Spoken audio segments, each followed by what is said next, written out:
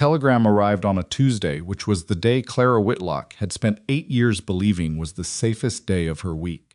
She was elbow-deep in bread dough when Mildred, the Bellamy's youngest housemaid, appeared in the kitchen doorway with the kind of expression people wore when they were delivering news they were grateful wasn't theirs to keep. She held out the folded paper without looking at Clara directly, the way you might hand something sharp to a child. Clara wiped her hands on her apron. She read the telegram once. Then she read it again, because the first time through, her brain refused to accept that 11 words could end 8 years.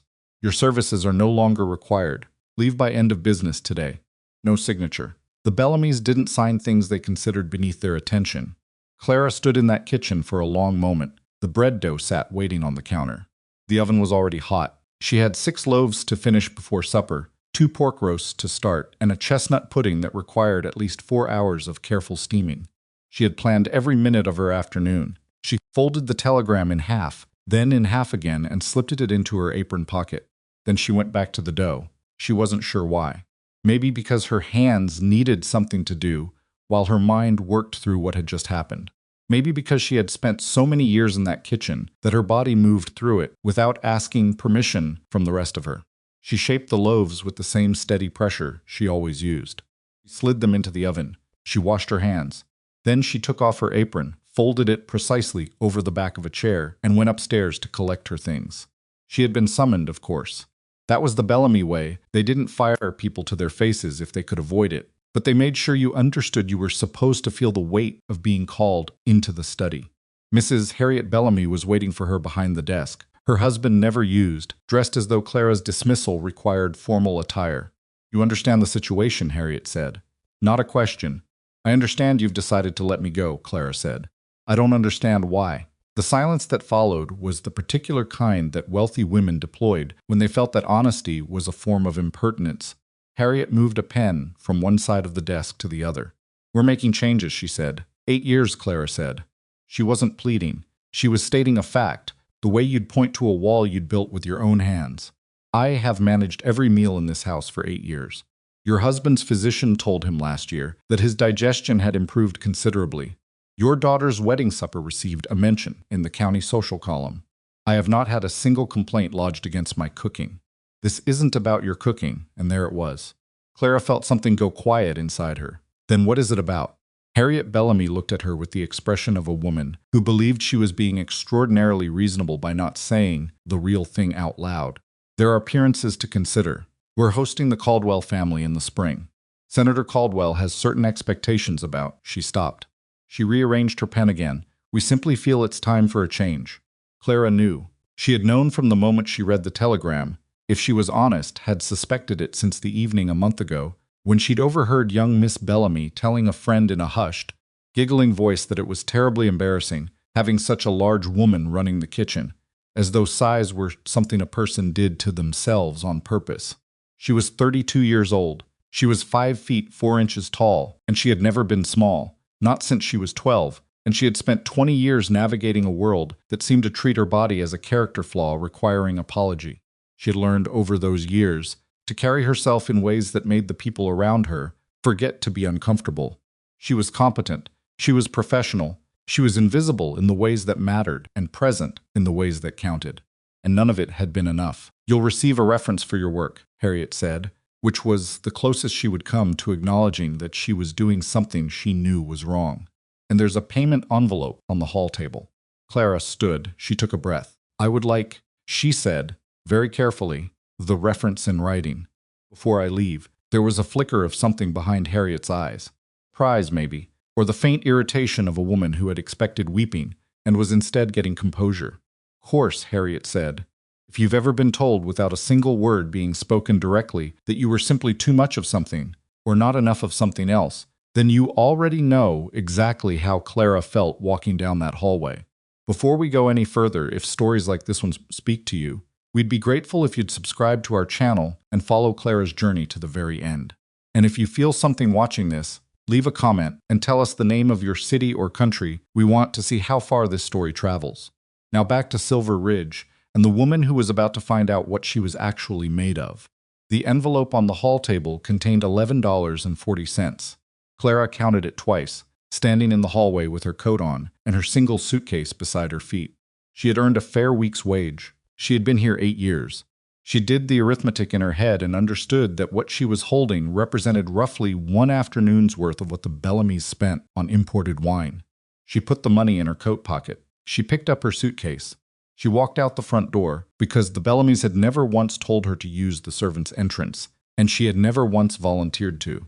The afternoon air was cold and smelled like wood smoke and coming rain. The Bellamy estate sat at the edge of town on 2 acres of manicured lawn that Harriet's gardener kept in a state of aggressive perfection. Clara stood on the front path and breathed for a moment, letting the cold air fill her lungs, and she made herself think clearly, because that was what her grandmother had always told her to do in moments of crisis.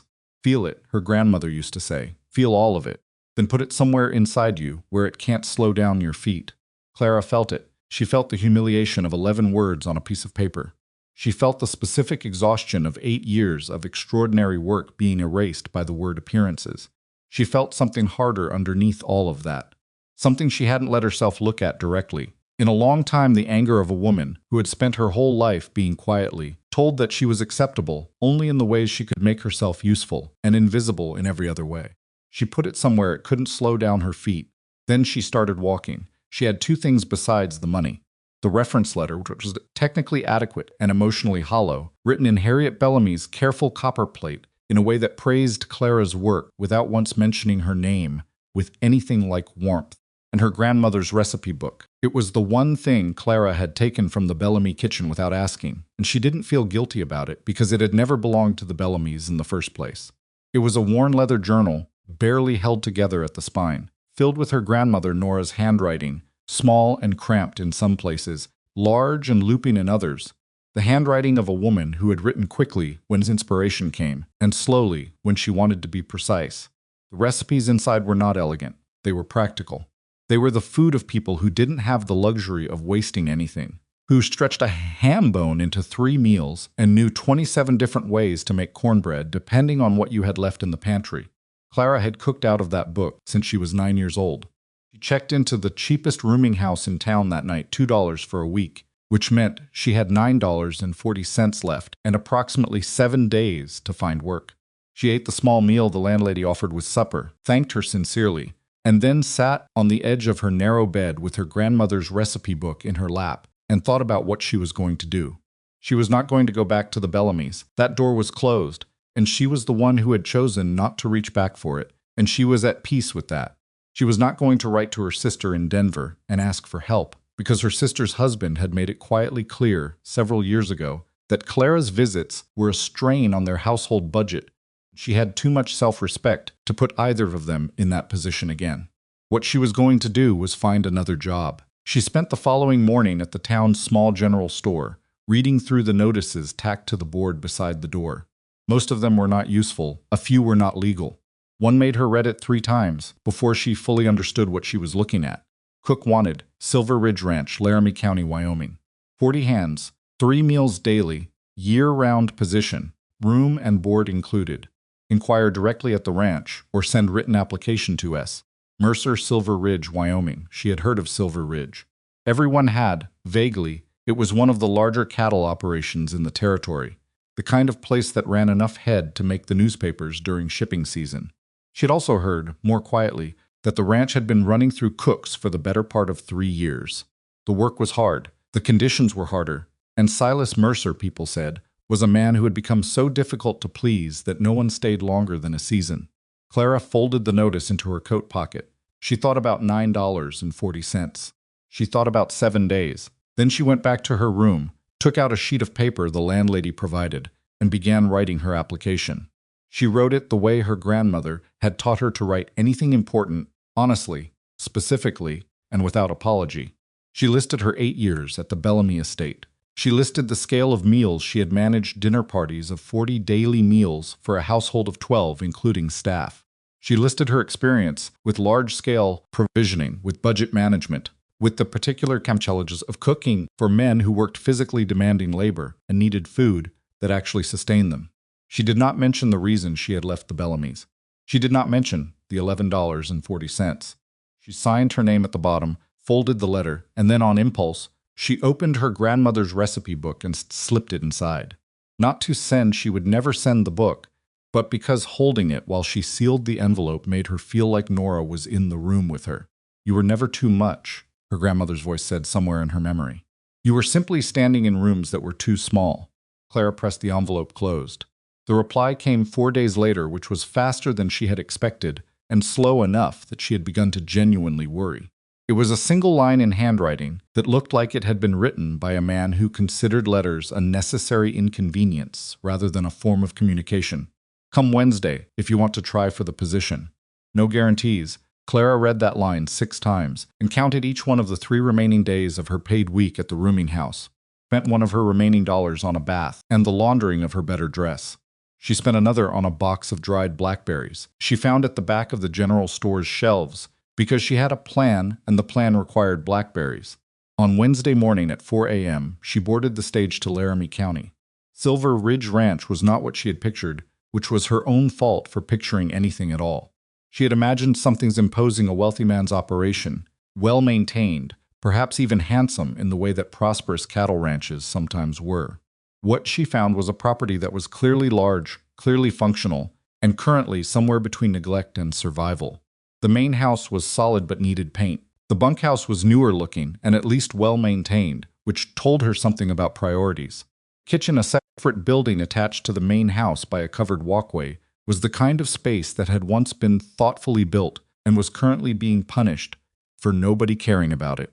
She stood in the kitchen doorway for a long moment, taking stock. The range was good heavy iron, well made, the kind that held heat properly. The pantry, when she looked, held adequate staples, but showed no evidence of system. Canisters were in the wrong order. Preserved goods had been stacked without any attention to date. There was a smell of old grease, and something else she couldn't quite identify, the particular smell of a space that had been inhabited by a series of people who had never quite made it their own. A man appeared in the doorway behind her. He was taller than she'd expected, and thinner not in the way of someone who didn't eat, but in the way of someone who had lost weight and hadn't found his way back to himself yet. His hair was dark and needed cutting. His eyes, when she turned to face him, were a shade of gray that was either blue in different light or had simply forgotten how to be warm. "Miss Whitlock," he said. It wasn't a greeting exactly. More of a confirmation. "Mr. Mercer," she said.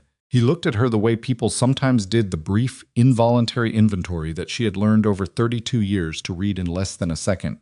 She had become very good at identifying the exact moment a person decided whether her body was going to be a problem for them. Silas Mercer looked at her, took that inventory, and then his expression settled into something that was simply evaluating. Not dismissing, evaluating. "Can you cook for 40 men?" he said. "I can cook for 40 men 3 meals a day, and have done so regularly," Clara said. "The question is whether your kitchen has what I need to do it properly." Something shifted in his face, not quite amusement, more like recalibration. "What's wrong with my kitchen? Your pantry has no system. Your preserved goods are out of date order, which means you're probably using things after their prime and wasting the freshest stock. Your range looks good, but whoever cleaned it last didn't clean the drip pan, which means your heat distribution is uneven." She paused. "And you have mice." He was quiet for a moment. "I know about the mice." "Do you know about the uneven heat distribution?" Another pause. "Not specifically. That's why your previous cook's baked goods kept coming out wrong," she said. "It's not the recipes, it's the pan." She watched him absorb this information. He had the face of a man who did not enjoy being told something he hadn't known, but who was honest enough to recognize a useful piece of information when it was handed to him. "I was told," he said slowly, "that I'm difficult to cook for." "I'm not sure that's the right framing," Clara said. 40 ranch hands in Wyoming need serious food. Food that sticks. Food that's hot when it gets there. Food that isn't an afterthought. She looked around the kitchen again. This kitchen could do all of that. It just needs to be run properly. And you think you can run it properly? "I'd like the chance to show you," she said. "Give me tomorrow morning. I'll cook breakfast. If the men are satisfied, we discuss terms. If they're not, I'll go back to Laramie and you've lost nothing." Silas Mercer studied her for what felt like a very long time. "What did you bring in that bag?" he said finally, nodding at the canvas tote she'd carried from the stage. "Dried blackberries," she said, "and a few other things." He looked at the bag. He looked at her. Something passed across his face that was too quick for her to read. "Fine," he said. "Breakfast tomorrow, 5 o'clock. He walked out of the kitchen without another word. Clara turned back to the pantry. She had approximately 16 hours to learn a kitchen that 3 other people before her had failed to master. She took off her coat, hung it on a nail by the door, rolled up her sleeves, and started taking inventory. She didn't sleep that night. This was partly because the kitchen had a great deal to teach her, and she was an attentive student. But it was also, if she was honest, because the rooming house the ranch had put her in a small room off the main house that smelled like sawdust, and old saddle leather kept her awake with its unfamiliar sounds. The ranch was not quiet at night. Cattle moved and settled. Something that might have been a loose shutter tapped against the wall of the bunkhouse at irregular intervals. Somewhere out in the dark, a horse decided it had opinions about whatever was happening in the corral. Clara lay on the narrow bed with her grandmother's recipe book on her chest and stared at the ceiling and made lists in her head. She needed to reorganize the pantry before she could work efficiently. She would do that first, quickly, by lantern light. She needed to check the water supply. The kitchen had a pump, but she hadn't tested whether it ran cleanly. She needed to start the bread at 2 a.m. at the absolute latest, because 40 men needed more bread than most people would imagine, and bread took time that couldn't be rushed. She made herself stop. She was doing the thing she always did under pressure, which was to turn anxiety into planning until the planning itself became a kind of noise that drowned out the thing she was actually afraid of. Her grandmother had recognized it in her when she was 11 and had sat her down at the kitchen table and said, very simply, "You can think your way out of most things, Clara, but you can't think your way out of fear. You have to feel it first and let it go through you." Clara felt it. She was afraid. Not of the cooking. She was never afraid of the cooking. She was afraid of what it would mean if this failed. She was 32 years old with $11.40 to her name, 6 days removed from the only long-term position she'd ever held, in a territory where women in her situation had extremely limited options. If she didn't get this job, she would go back to Bellamy and try somewhere else. And if that didn't work, she would try somewhere else after that. She would keep moving until she found something, because that was what she did. But the specific weight of this moment, this kitchen, this cold, dark Wyoming night, sat on her chest and made it hard to breathe normally for just a moment. She let it. Then she put it somewhere it couldn't slow her feet. She got up at 11:30, lit the lantern, and went to work on the pantry. By 2 in the morning, she had the pantry organized in a way that made sense to her staples in front, preserved goods arranged by date with the oldest accessible first, dry goods in sealed containers with the lids labeled in her handwriting. She had found 3 things in the back of the pantry that she didn't recognize and chose not to use. She had found, behind a sack of cornmeal, a jar of Blackberry preserves that someone had put up at some point in the last 2 or 3 years, and then apparently forgotten. Good color, good seal, not yet gone. She set it on the counter and looked at it for a moment. Then she started the bread. She mixed the dough the way her grandmother had taught her. By feel as much measure, the weight of the dough in her hands telling her things that a measuring cup couldn't. She knew exactly when it was right. It was the kind of knowledge that couldn't be explained to someone who didn't already have it in their hands. While the first batch proved, she started on the rest of breakfast. She had assessed the provisions the night before. She had eggs, plenty of them, and good salt pork, and potatoes that needed using.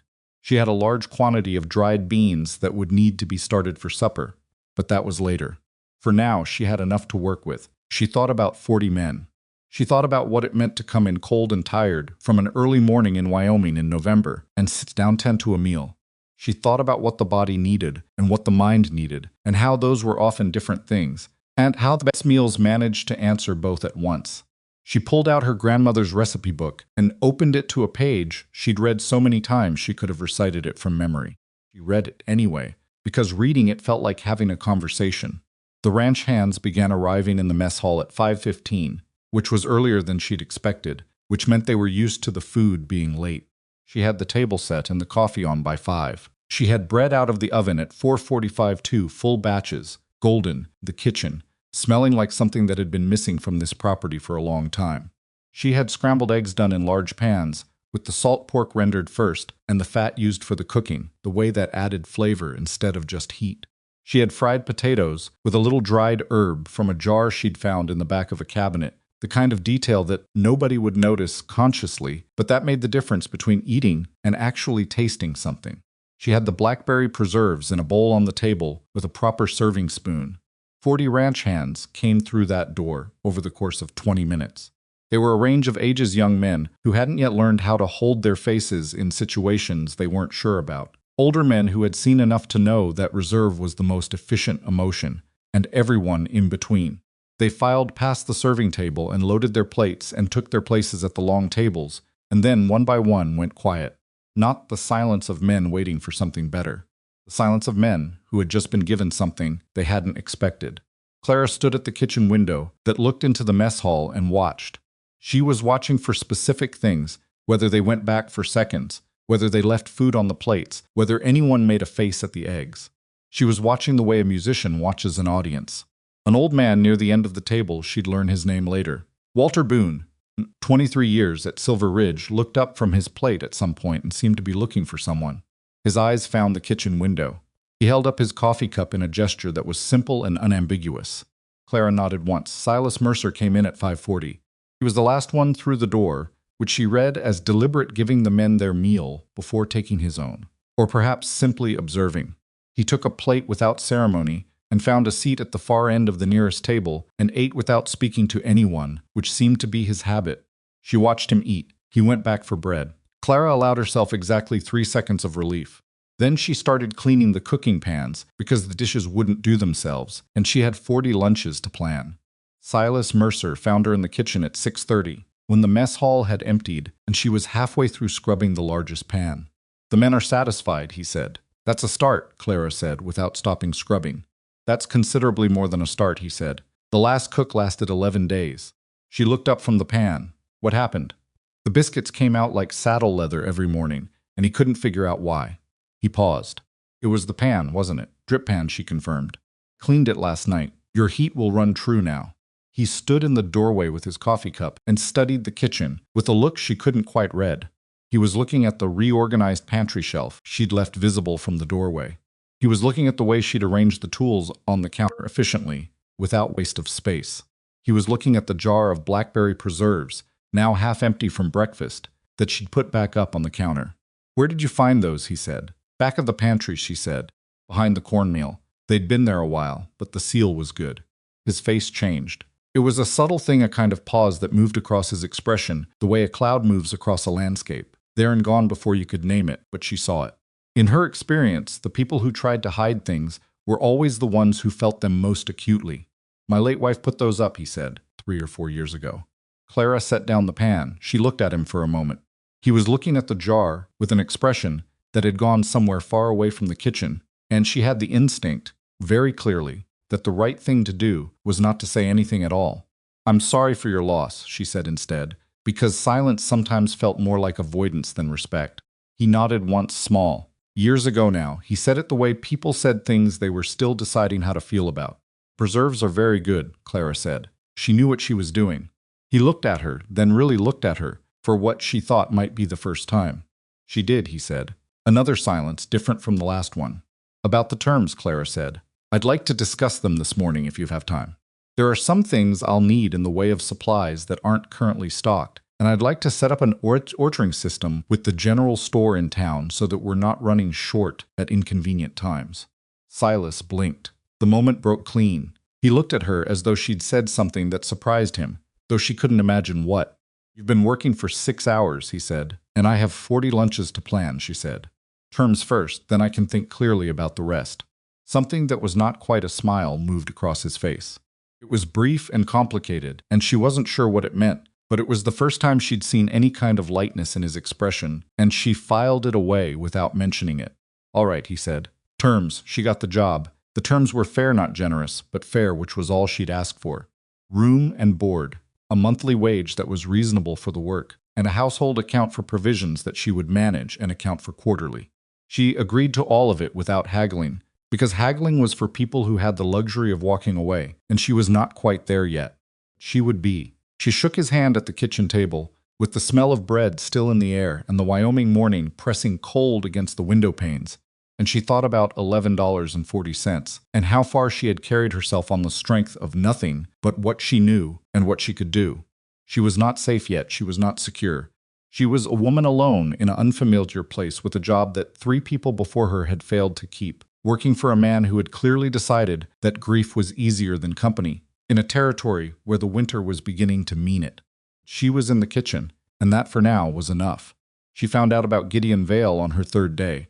Not from Silas. She had already learned, communicated mostly through the absence of complaint, which was his version of approval, and said little beyond what was operationally necessary.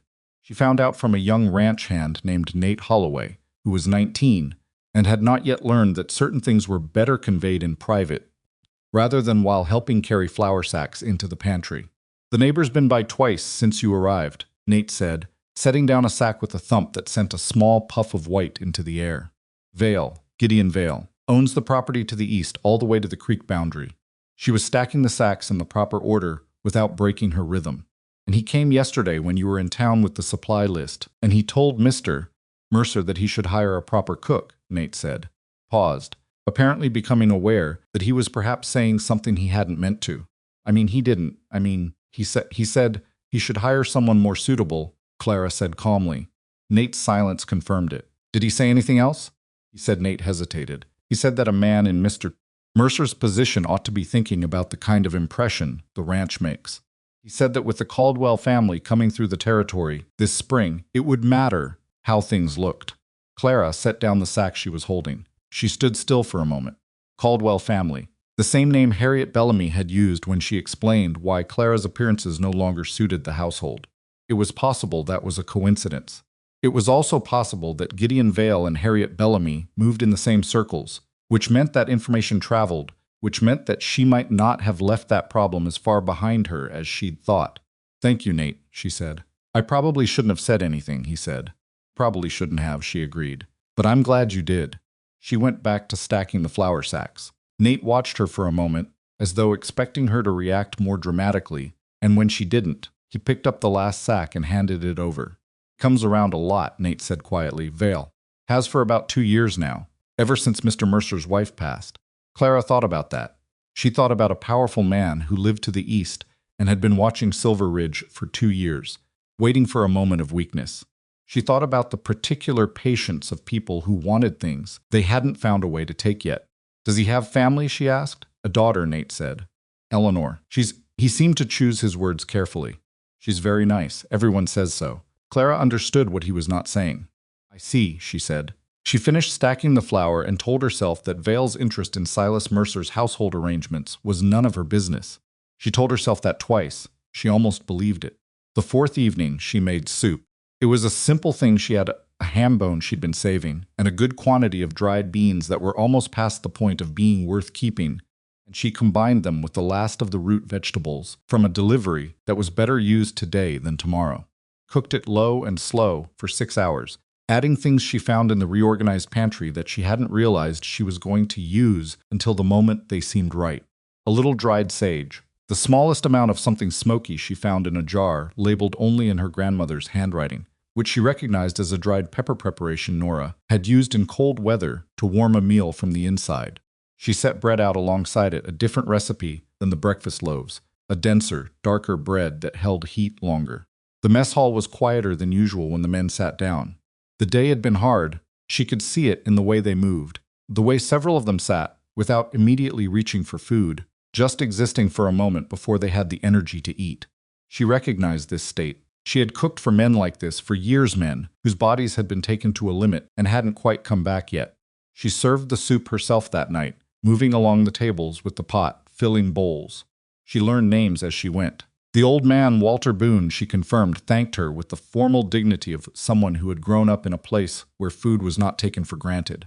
2 brothers, the Aldridge boys, who were so similar in appearance that she asked which was which and had to concentrate hard on the answer. She got halfway down the second table before she noticed that Silas Mercer was standing in the doorway to the mess hall. He was watching, not at the men exactly, at the room. She finished serving and went back to the kitchen. When she looked through the window again, Silas had taken a bowl and found his usual seat at the far end of the table.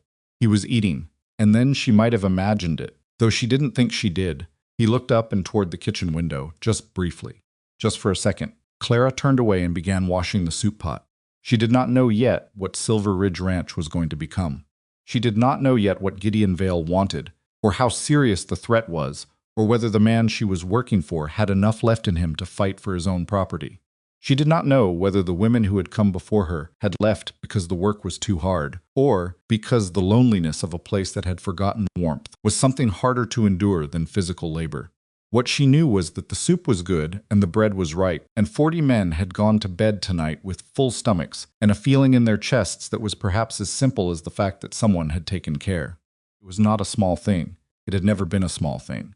And for the first time in the 4 days since she had stepped off the stage at Silver Ridge Ranch, with $11.40 and a Russia book, and the memory of 11 cold words on a telegram, Clara Whitlock felt something she recognized with great care, because she had learned over 32 years not to trust it too quickly. She felt cautiously, as though she might be exactly where she was supposed to be. She washed the pot, she banked the fire, she turned off the lantern. She went to bed, and, for the first time since leaving the Bellamy estate, she slept the whole night through.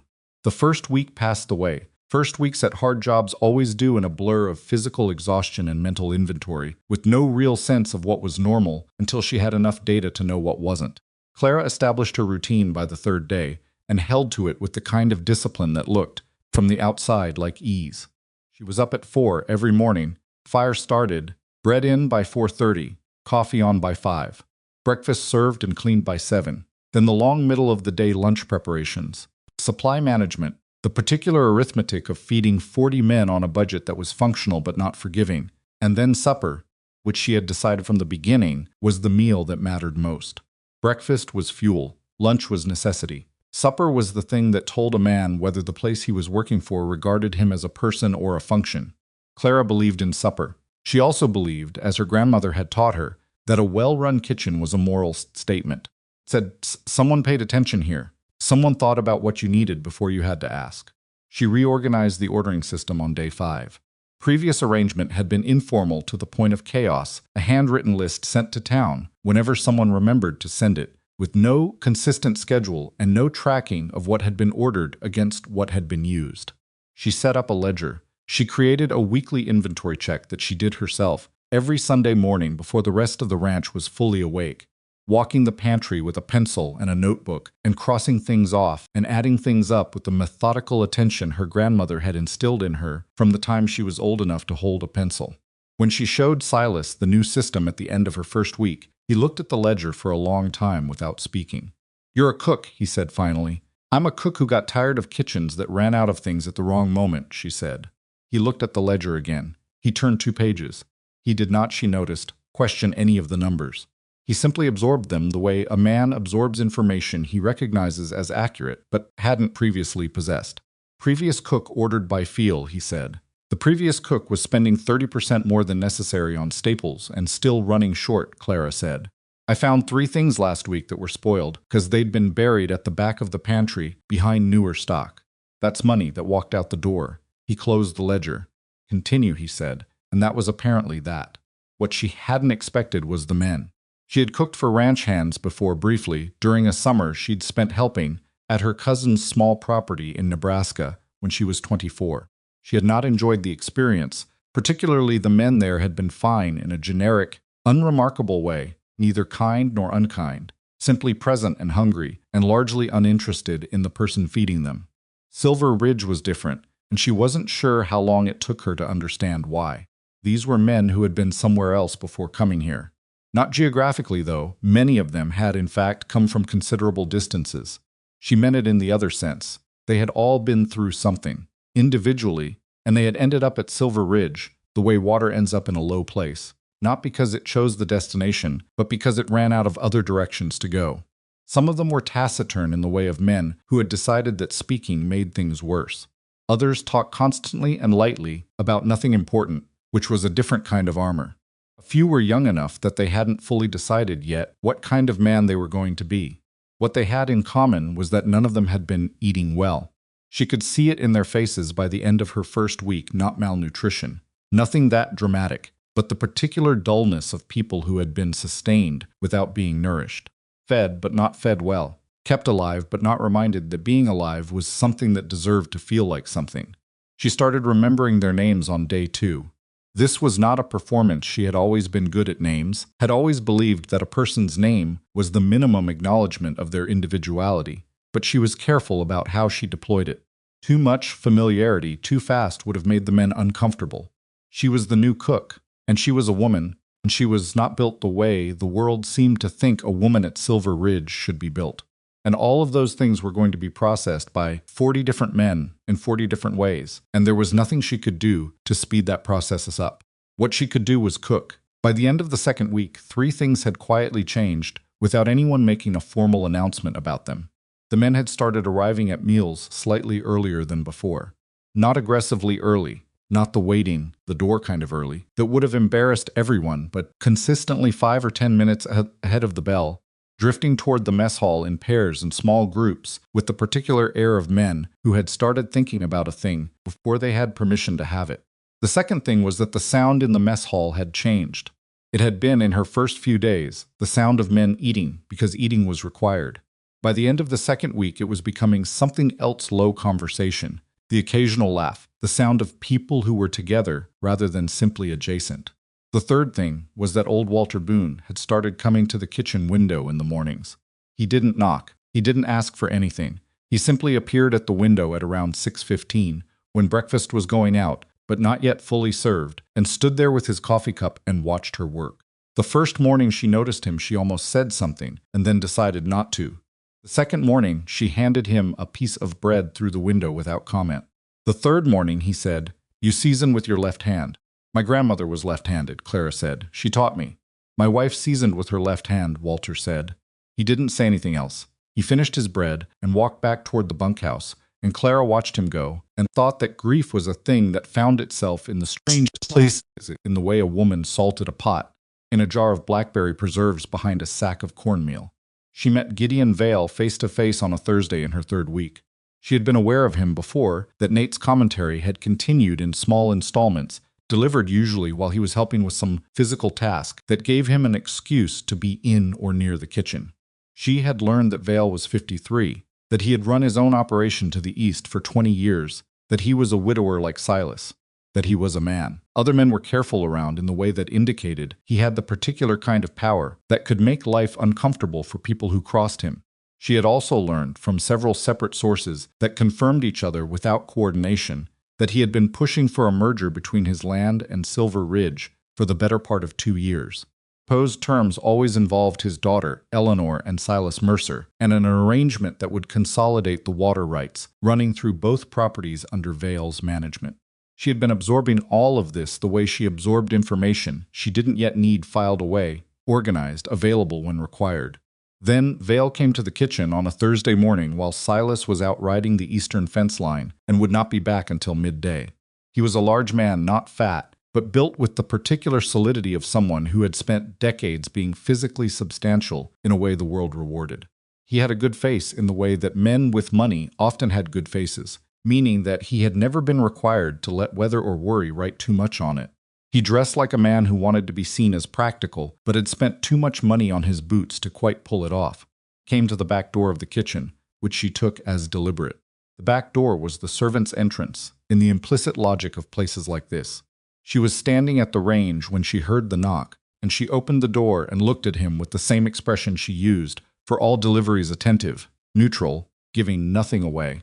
"Miss Whitlock," he said. He smiled, the way men smiled when they wanted you to understand that they were choosing to be pleasant and could choose otherwise. "I've been meaning to introduce myself, Gideon Vale." "I'm a neighbor of Silas's, Mr. Vale," she said. "Mercer isn't in until noon, I know," he said. "I actually came to speak to you." She stepped back from the door, not inviting him in. She hadn't decided to do that yet, just creating a little more space between them. "To me," she said. "I've heard good things about the meals here recently," he said. "The hands are talking. Word gets around." He paused in the way of a man who understood how to use pauses as tools. "You've clearly done a fine job settling in." "Thank you," she said, "because it was what you said." And she waited. "I want to be straightforward with you," he said, which in her experience was always the sentence that preceded something deeply indirect. Silas Mercer is a man who's had a difficult time of it these past few years. He's not always made the best decisions. There are people in this county who care about what happens to this ranch and to Silas, and who want to see things go well for him. "That's very kind," Clara said. "The thing is," Vale continued, "a man in Silas's position needs certain things around him. Stability, the right kind of household, someone who understands the situation. He was looking at her with the careful attention of a man who was about to say something he wanted to sound like concern, but function like a warning. I'd be sorry to see him get distracted from what's important. Clara looked at him for a moment. I cook breakfast, lunch, and supper, she said. I manage the provisioning and the kitchen accounts. I've been here 3 weeks and the ranch hasn't run short of anything it needed. She paused. I'm not sure what kind of distraction you're worried about.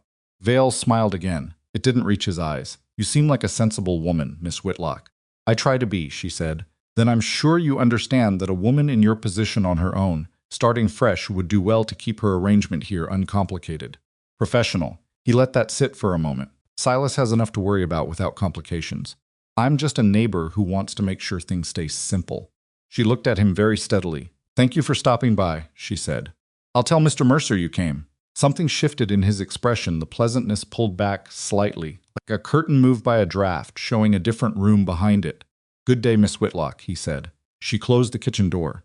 She stood with her back to it for exactly 10 seconds, letting the specific quality of that encounter settle through her. Then she went back to the range. She told Silas that Vale had come by when he returned at noon. She told him what had been said, without editorializing, in the same tone she used to report that they were running low on flour, or that the pump had been slow that morning. Silas listened. What did you tell him? He said. I told him I'd tell you he'd come, she said. He looked at her for a moment. That's all? That was enough, she said. He didn't say anything else right away. He ate his lunch at the kitchen table, which he'd taken to doing, occasionally when the timing worked out, not every day, not in any way that suggested a pattern he was prepared to commit to, but often enough that it had stopped surprising her. He ate with the concentrated focus of a man who either had nothing to say or too much, and she had not yet learned which it was. Vale's been pushing for a merger for 2 years, he said eventually. I know, she said, or I suspected. It's not a bad deal on paper. Most bad deals aren't, Clara said. He looked at her sharply. I mean that sincerely, she said. Bad deals are usually dressed like good ones. The numbers that are missing are always the interesting ones. He was quiet for a moment. You looked at the numbers? Not your numbers, she said quickly. I don't have access to those. I just meant in general. Deals that seem straightforward usually aren't. Studied her. He had a way of looking at people that was thorough, without being aggressive, the steady assessment of a man who had made decisions based on reading people for a long time, and had learned to be careful about it. What do you know about water rights? He said. It was not the question she'd expected. Enough to know they matter more than most people think, until they suddenly matter more than anything, she said. My grandmother's brother lost a property in Nebraska over a creek boundary dispute. Took 4 years and left him with nothing. Silas nodded slowly. He was looking somewhere past her now, out the small kitchen window at the gray November sky. The drought's been getting worse, he said. 2 years running now. Vale has a creek that runs year-round. Silver Ridge's main water source depends on seasonal runoff. If we have a third dry year, he stopped. What does Vale's merger proposal say about the creek access? He looked at her directly. Why? Because that's where the real deal is, she said. Not the land, not the cattle, the water. He was quiet for a long moment.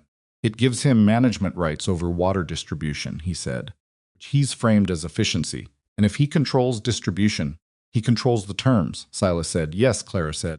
He sat with that for a moment. The kitchen was warm. The range put out good heat, and she'd been cooking since 4 in the morning, and the room had absorbed hours of it. Outside, the wind was doing something to the cottonwood tree beside the kitchen wall that made it sound like distant arguing. It's not your problem, Silas said, not unkindly. Just stating what he believed was true. No, Clara agreed. My problem is supper. She got up to check on the beans. November turned into December with the particular efficiency of Wyoming winters, which did not ease you in, but arrived with the full weight of their intention and expected you to adapt. Clara adapted. She adjusted the cooking for the cold, heavier meals, more fat, the kind of food that made sense when men were working in temperatures that could drop 30 degrees between morning and afternoon. She added hot drinks to the midday meal, which had not been done before, and which seemed like such an obvious necessity that she couldn't understand why it hadn't been. She made sure there was always something warm available in the kitchen, between meals, not a full spread, just a pot of something. Broth or coffee, or, occasionally a thin apple-based drink, from the dried fruits she'd been hoarding since November, because she knew the supply runs would get harder in January, and she was planning ahead. Planning ahead was something she did the way some people breathed without thinking about it, because stopping would be dangerous. The men noticed the hot drinks. They didn't say anything dramatic about it. They just started coming to the kitchen pass-through window, between meals in ones and twos, wordlessly extending their cups, and Clara would fill them without comment, and that was a whole conversation that happened without language. She learned more about the ranch in December than she had in November, because winter forced people indoors, and indoors meant proximity, and proximity meant that information moved differently. She learned from fragments of conversation overheard and pieces reported to her by Nate, who had apparently decided she was a reliable repository for ranch news and delivered it in installments, that Silver Ridge was in a tighter financial position than it appeared. The herd was healthy, but the cattle prices from the last drive had come in low. There was a note on the property that would come due in the spring, a significant one, and the 2 dry years had cost more than the books showed because Silas had been supplementing hay from a neighboring ranch at above market cost rather than admit publicly that the pasture was failing. Also learned more quietly why so many of the men had stayed despite the difficult years. It was Walter Boone who told her this, one morning when he had arrived at the kitchen window earlier than usual and stood there in the cold without his coffee and with an expression on his face that she recognized as the particular look of a man who had decided to say something and was still deciding how. "You want to know why nobody left," he said. "I wasn't going to ask," she said. "But yes, because his wife was good to us," Walter said. "Margaret Mercer. She ran this place the way you run a kitchen. Like it mattered. Like we mattered." He was quiet for a moment. "When she died along with the boy, Silas just went somewhere. Inside himself. Somewhere we couldn't reach." He looked at the kitchen window frame. The ranch started to fall apart bit by bit. But we stayed because we remembered what it was. Clara thought about that for a long time after Walter walked away. She thought about it while she made the midday meal, and while she organized the afternoon supply order, and while she stood at the range in the quiet hour between lunch and supper, when the kitchen was hers alone, and the ranch was somewhere outside doing its work. She thought about a man who had gone inside himself and closed the door, and a kitchen that had been running without a heart for 3 years, and 40 men who had stayed because they were waiting for something to come back. She wasn't Margaret Mercer. She had no intention of being Margaret Mercer. That was a person who had existed in this place and was gone, and the space they left was not a vacancy to be filled, but a shape that had changed everything around it. She was Clara Whitlock. She was 32 years old, and she had arrived with $11.40, and she had a job to do. She went back to cooking supper. The blackberry pie happened by accident, the way most important things do. It was the 19th of December, which she knew because she had been tracking the date against her supply calendar, and the day had gone wrong in 3 separate ways before noon. The morning bread had taken longer than expected because the temperature had dropped overnight and the dough had proved slowly in the cold kitchen. The delivery from town had come short. 2 sacks of flour she'd ordered hadn't arrived, which meant she needed to recalculate the week's baking. And one of the Aldridge brothers, the older one, she thought, though she was still occasionally mixing them up, had come to the kitchen to tell her that 2 of the hands had gone down sick with what seemed to be a bad cold and would need lighter meals for the next few days.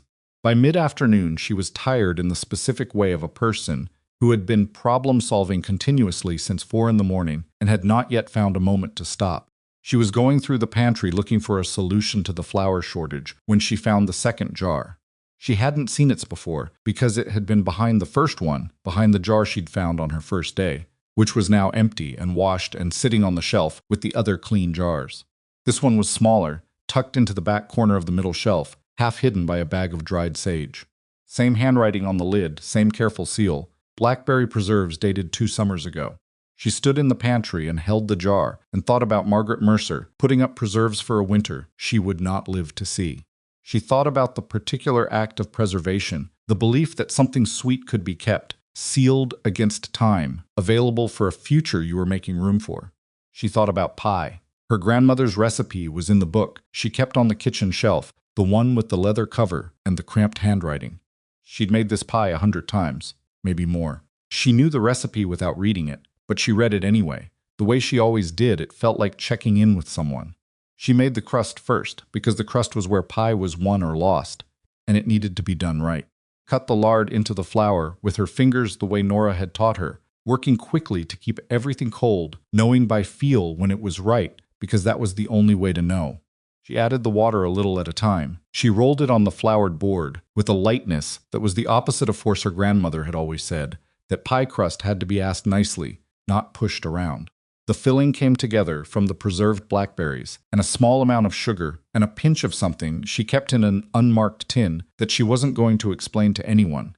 The kitchen began slowly to smell like something. It was the smell that brought him. She was bent over the oven, checking the color of the crust, when she became aware that someone was standing in the kitchen doorway. Not the kitchen doorway that led to the mess hall, the interior doorway, the one that connect the kitchen to the covered walkway, and then to the main house. She straightened up and turned. Silas Mercer was standing in the doorway with his coat still on and his hat in his hand.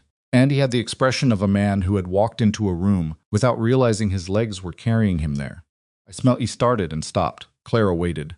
He looked at the pie, which was cooling on the rack she'd set on the counter, the crust gone golden, the blackberry smell filling the kitchen with a sweetness that was warm rather than sharp. He looked at it for a long time. "Margaret made that pie," he said. His voice was careful in the way of a man lowering himself onto uncertain ground. "I found the second jar," Clara said, "in the back of the pantry." The seal was good. He crossed the threshold into the kitchen. This was not something he had done before. He had stood in the doorway, sat at the table, passed through. But he had never come into the kitchen proper, into the working space of it. He crossed it now without seeming to notice that he was doing so, pulled by whatever the smell had reached in him. Stopped a few feet from the cooling rack. "She used to make it the first week of December," he said. "Every year. She'd put up the berries in August and then make them wait." His voice had gone somewhere that wasn't quite the kitchen. "Our son James, he used to check on the jars every day, making sure they were still there." Something passed through his expression that was not grief exactly. Or not only grief, it was the particular complicated thing that grief becomes when it has had enough time to develop layers. He was 5. He thought if he didn't check on them, they'd disappear. Clara didn't say anything. She cut a slice of the pie and put it on a plate and set it on the kitchen table. Silas looked at the plate. He looked at her. She went back to cleaning the counter, turning away, slightly, not so much that it would seem like she was trying to give him privacy, but enough that he didn't have to perform whatever was about to happen in front of someone watching. She heard the chair pull out, the small sounds of a man sitting down. For a while there was silence, except for the fire in the range and the wind outside and the sound of Silver Ridge settling into evening around them. "James would have been 9 this spring," Silas said. "I didn't know about the boy," Clara said quietly. She kept her back to him, hands busy with the counter. "I only knew you'd lost your wife. Not many people mention him." His voice was very flat, not cold, just empty of modulation, the voice of someone reading from a page they had not chosen to read from. They mentioned Margaret because she was a person people knew. She was visible. "James, we stopped. He was ours." Clara set down the cloth she'd been using on the counter, turned around. Silas was looking at his plate. He had eaten most of the slice. His hands were resting on either side of it, palms down on the table, the way you laid your hands down when you were trying to keep yourself level. "I'm sorry," she said. It was entirely inadequate, and she said it anyway because it was honest, and honest was more useful than adequate. He nodded once. "It was 3 years ago, almost exactly 3 years. He looked up at her finally. "I don't know why I'm telling you this. Sometimes it's easier to tell someone you don't owe anything to," she said. He looked at her for a moment, and his expression did something complicated. "I suppose that's true," he said. She poured him coffee. She put it on the table without making it ceremonial. Took the cleaning cloth and went back to the counter, and after a moment Silas picked up the coffee cup, and the kitchen was quiet in the particular way it got when silence became a shared thing rather than an absence. "Pie is good," he said eventually. "Your wife knew what she was doing," Clara said. "She did," he said. "She really did." She heard him stand. She heard the chair go back. When she turned, he was picking up his hat from where he'd set it on the table's edge. "Thank you," he said. It was a word he had clearly not used lightly or frequently in some time. Came out with the slight roughness of something that had been kept in a closed space. "You're welcome," she said. He left through the interior doorway. Clara stood in the kitchen alone for a moment, listening to his footsteps cross the covered walkway and recede into the house. She thought about grief. She thought about the way some people carried it like a wound they kept pressing on, making sure it still hurt so they wouldn't forget it was there. She thought about a man who had closed himself around a loss so completely that he had started to believe the loss was the only thing left that proved he'd loved something. She was not going to fix that. That was not a thing anyone could do for someone else, and she knew better than to try. But she thought that maybe the pie had done something small and real, had opened a door just wide enough for the cold air to come through and remind him that there was weather outside. That was enough for now. She cleared his plate, washed it, and put it back in the cabinet. Gideon Vale came back 2 days before Christmas. This time he didn't come to the kitchen. He came to the main house, mid-morning. While Silas was in his office, Clara knew this, because Nate appeared at the kitchen window 20 minutes after the Vale party had arrived, wearing the expression he wore when he had information and hadn't decided yet whether delivering it was going to get him in trouble. He brought his daughter, Nate said. Clara filled his cup without being asked. Eleanor, she's very Nate searched for a word. Pretty? Clara said. I was going to say put together, he said, which was possibly true and was definitely diplomatic. She's wearing the kind of dress that he reconsidered. Mr. Vale's been talking to the boss for 40 minutes, and Eleanor's in the sitting room with Mrs. Delaney. Mrs. Delaney was the older woman who kept the main house cleaning, laundry, the domestic management of the house proper. She and Clara had arrived at a careful, functional coexistence based on mutual respect for each other's territory. Has she been asked to stay for lunch? Clara said. I don't know, Nate said. 20 minutes later, she knew. Mrs. Delaney came to the kitchen door, the interior door, with the look of a woman delivering a message she hadn't written. Mr. Mercer would like to know if there's enough for 2 additional guests at midday. Clara looked at what she had going. Yes, she said. Tell him an hour. She adjusted her planning without showing that she was adjusting anything. She had enough. She had always kept enough because her grandmother had drilled into her that running short was a failure of imagination, not a failure of supply. She made the meal presentable without making it elaborate, because elaborate would look like she was performing for visitors, and she was not interested in performing for Gideon Vale. She served the meal at the kitchen pass-through for the hands and arranged the main house dining room table through Mrs. Delaney. She did not go into the dining room. She did not appear before the guests. She sent the food and let it speak for itself, which was how she preferred it. She heard them leave in the early afternoon. She did not watch from the window. Silas came to the kitchen at 3 o'clock. He was wearing the expression he wore when he had spent time managing a situation he found taxing. How was the meal? Clara asked. Fine, he said, better than fine. He paused. Eleanor Vale asked who the cook was. Clara looked at him. What did you tell her? I told her your name. He looked at the range, at the coffee pot sitting on the low heat she kept it at between services. Vale made his proposal again, the merger, yes. He was quiet for a moment. He's added terms. Eleanor would come to Silver Ridge as the household manager. The implication is, I understand the implication, Clara said. He looked at her directly. She's a decent woman, from what I can tell. This isn't Vale's doing this for Vale's reasons, not hers. I know, Clara said. She meant it. His terms would give him effective control of the creek access within 5 years, Silas said. I did the math last night. Clara looked at him carefully. You did the math. I've been doing the math, he said. He said it slightly defensively, as though she had implied he hadn't been. I'm not an idiot, Miss Whitlock. I've just stopped. There are things I've let go longer than I should have. How bad is the water situation, she said. Bad enough that, if we have another dry summer, Silver Ridge can't sustain the herd. He said it's the way people said things they had rehearsed, saying with the flatness of a conclusion reached privately and finally being allowed out. Vale knows this. He's been watching the creek levels for 2 years. He knows when I'll be desperate enough to sign. Are you desperate enough? She said. He looked at her. Not yet, he said. Then you have time, she said. And if you have time, you have options. He was quiet for a moment. She could seem deciding something, whether to continue, whether to go back to wherever he'd come from, whether she was the right person to be talking to. What would you do? He said. It was such a direct question that she almost didn't catch it. At first, she was so accustomed to his oblique communications that a straight question from him landed with more weight than it might have from someone else. She thought about it seriously. I would look at the other ranches, she said. The ones with the same problem. If Silver Ridge is struggling with water, the other operations south of the creek must be too. Vale can't own all of them. Silas was very still.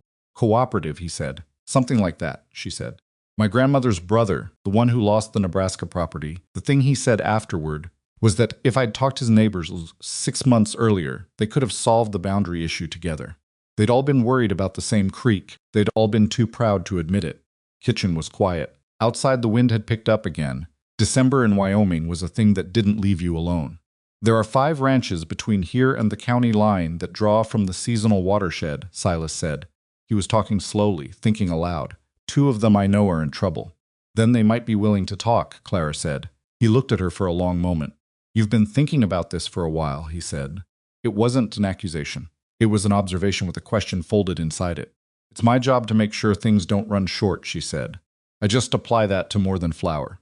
Something moved through his expression, something she couldn't name exactly, but that had the quality of a man revising a previous assessment.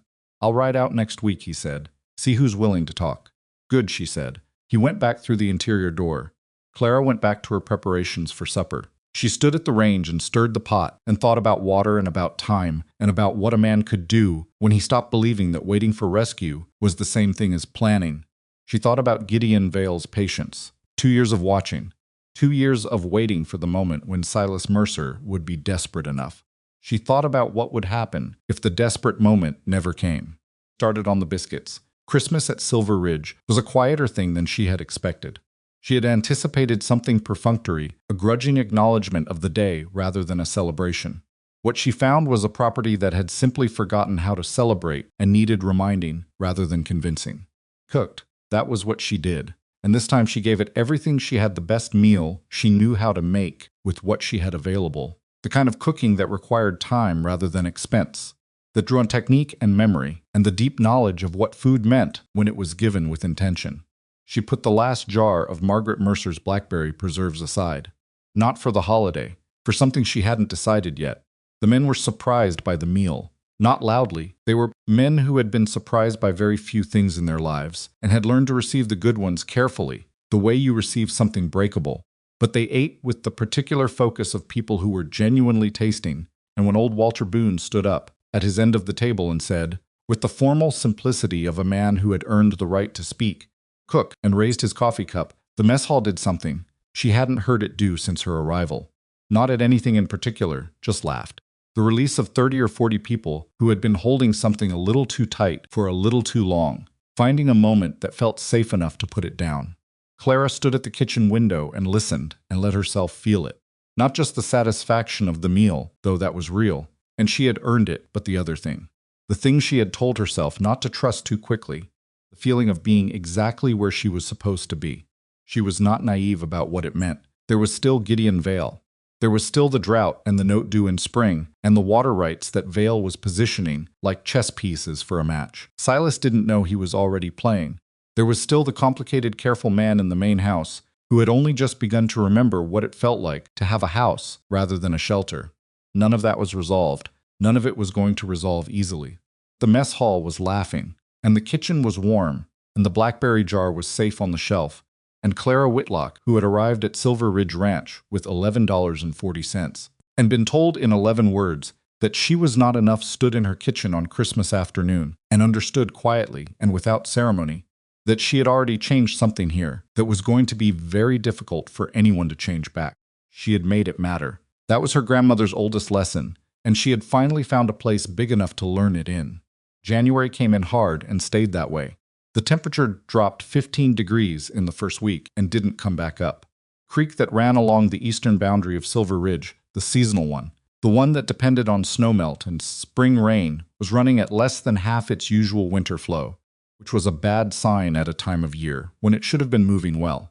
Clara knew this not because she monitored creek levels, which was not her job, but because she heard Silas talking about it with his foreman, a taciturn man named Garrett, through the kitchen window one morning when they were standing in the yard and didn't realize how far voices carried in cold air. She filed it away and said nothing. What she did instead was make sure the kitchen was the warmest room on the property and that there was always something hot available, because that was what she could control. She had learned a long time ago that the most useful thing a person could do in a crisis was to keep doing the thing they did well and let the crisis develop. Silas had ridden out in the week after Christmas, as he'd said he would. He came back from the first visit to a man named Burroughs, who ran a mid-sized operation 2 valleys over with the particular look of someone who had found confirmation of a theory he hadn't been sure he wanted confirmed. Burroughs was in trouble, not desperate yet, but close. He had lost his north pasture to dry conditions the previous summer and had been quietly supplementing water from a source that was becoming unreliable. The second visit, to the Aldridge family ranch, no relation to Clara's Aldridge brothers. As it turned out, just a common name in the territory went differently. Old Thomas Aldridge had apparently listened to Silas's proposal for a cooperative water arrangement and then spent 20 minutes explaining why it would never work and why Wyoming men did not share their business with their neighbors, after which he had poured them both whiskey and said he was interested. Progress, Clara said when Silas reported this. Aldridge says he knows 2 other operations that are struggling, Silas said. South of the watershed. Then you have 5 ranches, she said, including Silver Ridge. Possibly 6, he said. There's a family named Crow who run sheep, not cattle. Vale's always excluded them from his conversations. Their water source is the same. Including them changes your numbers, Clara said. Their numbers or mine? Both, she said. A cooperative that includes sheep is a cooperative that covers more of the watershed. More coverage means more documentation of use, which matters for any legal question about rights.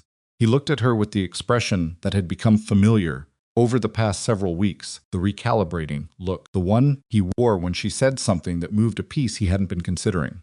You've been reading up on water law, he said. I've been reading whatever was in your office bookshelf that you haven't touched in 3 years, she said. I hope that's all right. My office bookshelf, he repeated. The Territorial Land and Water Statute, she said, and the survey records from the original territorial organization. They were on the bottom shelf behind the agricultural almanacs. She paused. Put them back exactly as I found them. He was quiet for a moment. And the easement that Vale uses to support his claim on the creek access is dated 1871, she said. There's a renewal requirement, every 15 years. She watched him process that. When was the last renewal filed? He said slowly. That's what I need Nate to go to the county seat to find out, she said. The Territorial Records Office will have the filing history. If Vale renewed it, we're no worse off than we were. But if he didn't, then the easement has lapsed, Silas said. Then the easement has lapsed, Clara confirmed, and his strongest legal argument for controlling the creek access disappears. Kitchen held that information for a moment. Outside, something creaked in the cold, the cottonwood probably, talking to the wind the way it did. Found this in my office, he said. On your bottom shelf, she said. Behind the almanacs, he looked at her for a long time. She had the impression that he was doing the particular kind of accounting that wasn't about money, the kind where you measured what you'd been assuming against what had actually been in front of you. I'll send Nate tomorrow, he said. Nate Holloway left for the county seat on a Tuesday and came back on a Thursday, which was faster than anyone had expected, including Nate, who had the particular glow of a young man who had been given a real task and had completed it successfully. He brought the records. Clara spread them on the kitchen table after supper, when the mess hall was empty and the hands had gone to the bunkhouse and the ranch had settled into its evening sounds. Silas sat across from her. The lantern was between them, throwing its particular circle of warm light onto the documents. The easement had been filed in 1871. The renewal period was 15 years, as she'd read. The next filing should have been 1886. There was no record of any 1886 renewal. Clara sat back in her chair. He never renewed it, she said. Silas was reading the documents himself, running his finger along the entries with the careful attention of a man who needed to see the thing himself before he could believe it. He went through the filing twice. No, he said. He never renewed it. Which means the easement expired 9 years ago, Clara said. And every argument he's made about controlling the creek access has been built on a document that has no legal standing. Silas set down the last page. He looked at the wall for a moment, and she could see him working through what this meant, not just for the cooperative, not just for Vale's proposal, but for the past 2 years of feeling cornered by a man who had been winning a game with a hand he didn't actually hold. He might not know, Silas said. He might not, Clara agreed. Or he filed knowing and gambled that you wouldn't check. If he knew, Silas started. Then he's been negotiating in bad faith for 2 years, she said, which would matter considerably if this ever went before a judge. She watched the anger move through him, not an explosive thing, but the slow, deep kind, the kind that settles into a man like cold into stone. Pressed his hands flat on the table. The cooperative, he said. If we formalize the agreement between the 6 ranches and document shared use of the watershed, then you establish a collective water right that supersedes any individual claim, Clara said, including a lapsed easement. Can we do that, he said. Legally? I'm not a lawyer, she said. But the territorial statute suggests that documented cooperative use creates standing. You'd need to register the agreement with the county. Get each ranch's signature witnessed and filed. He looked at her. You're a cook, he said. It was not what it had been the first time he said it. In that moment, it had been an observation about limits. Now it sounded like something else entirely. I'm a cook who grew up being told she was only as useful as what she produced, she said. So I learned to produce more than anyone expected. He held her gaze for a moment. Then he nodded, once, the way he nodded when he had made a decision. I'll ride to Burroughs tomorrow, he said, and the crows. I want this moving before Vale finds out what we're doing. There's one more thing, Clara said. He waited. When you go to these men, she said, tell them the truth about where this came from. The easement discovery, the cooperative structure. Tell them it was your cook who found it in a book on your bottom shelf. She paused. Because if this works, they'll want to know the source. And if you claim the idea was entirely yours, and then it comes out otherwise, you'll have started your cooperative on a lie. He looked at her steadily. Why does that matter to you, he said. Because I'll still be here, she said, and I'd like it to not be complicated. Something moved in his face, the quiet, internal kind of movement that happened when a person received a piece of honesty they hadn't been expecting. All right, he said. He gathered the documents and took them back to his office, and Clara cleared the table and washed the lantern glass and went to bed. She lay on her narrow mattress in the dark and thought about Vale, about how long he'd been positioning his pieces, about the particular quality of confidence that belonged to a man who had never been seriously challenged. She thought about what happened to that confidence when the challenge finally came. She went to sleep before she found the answer. February arrived, without improving anything about the weather, which was approximately what Wyoming in February could be counted on to do. Cooperative negotiations moved faster than Silas had expected, which Clara thought was because he had underestimated how ready the other ranches were to be asked. When someone is standing in a room that's slowly filling with water, the offer of a way out doesn't require much persuasion. Burroughs signed within 3 days of Silas's second visit. The Crow family, a mother and her 2 adult sons, who ran their sheep operation with the particular efficiency of people who had been underestimated for so long, they'd made a discipline of it, signed within a week, and added a provision that Clara read with quiet approval, a clause requiring all members of the cooperative to provide advance notice before any individual sale of water access. It was exactly the kind of protection that would make Vale's strategy impossible. She complimented the Crow's provision when she heard about it. Martha Crow thought of it, Silas said. Smart woman, Clara said. She said he stopped, and something in his expression shifted slightly. She said she'd heard that the idea for the cooperative came from the cook at Silver Ridge. She said she was glad to know women were being consulted. Clara looked at him calmly. Did that bother you? No, he said. And she believed him, which was itself something worth noting. Old Thomas Aldridge took the longest he signed at the end of February, after 2 more visits from Silas and 1 unexpected appearance by Walter Boone, who had apparently decided on his own initiative to ride over and have a conversation with Aldridge that nobody had asked him to have. Walter reported afterward at the kitchen window that Aldridge had mostly needed someone to tell him the cooperative wasn't charity. What did you tell him? Clara asked. Told him it was mathematics, Walter said. Same as putting enough men on a fence repair. 1 man's a patch. 6 men's a fence. That's a good way to put it, she said. My wife used to say it, he said. She handed him bread through the window and he walked back toward the bunkhouse, and neither of them said anything further about it. By the first week of March, all 6 ranches had signed the cooperative agreement. Silas had the documents witnessed and filed at the county seat. Clara had written the index and organizing notes herself. At the kitchen table, after supper on a night when the wind was doing something particularly committed to the north wall of the building, and she had nothing more useful to do. She did not attend the filing. She was the cook. She made sure everyone ate. Vale found out about the cooperative on a Wednesday, and by Thursday the rumors had already started.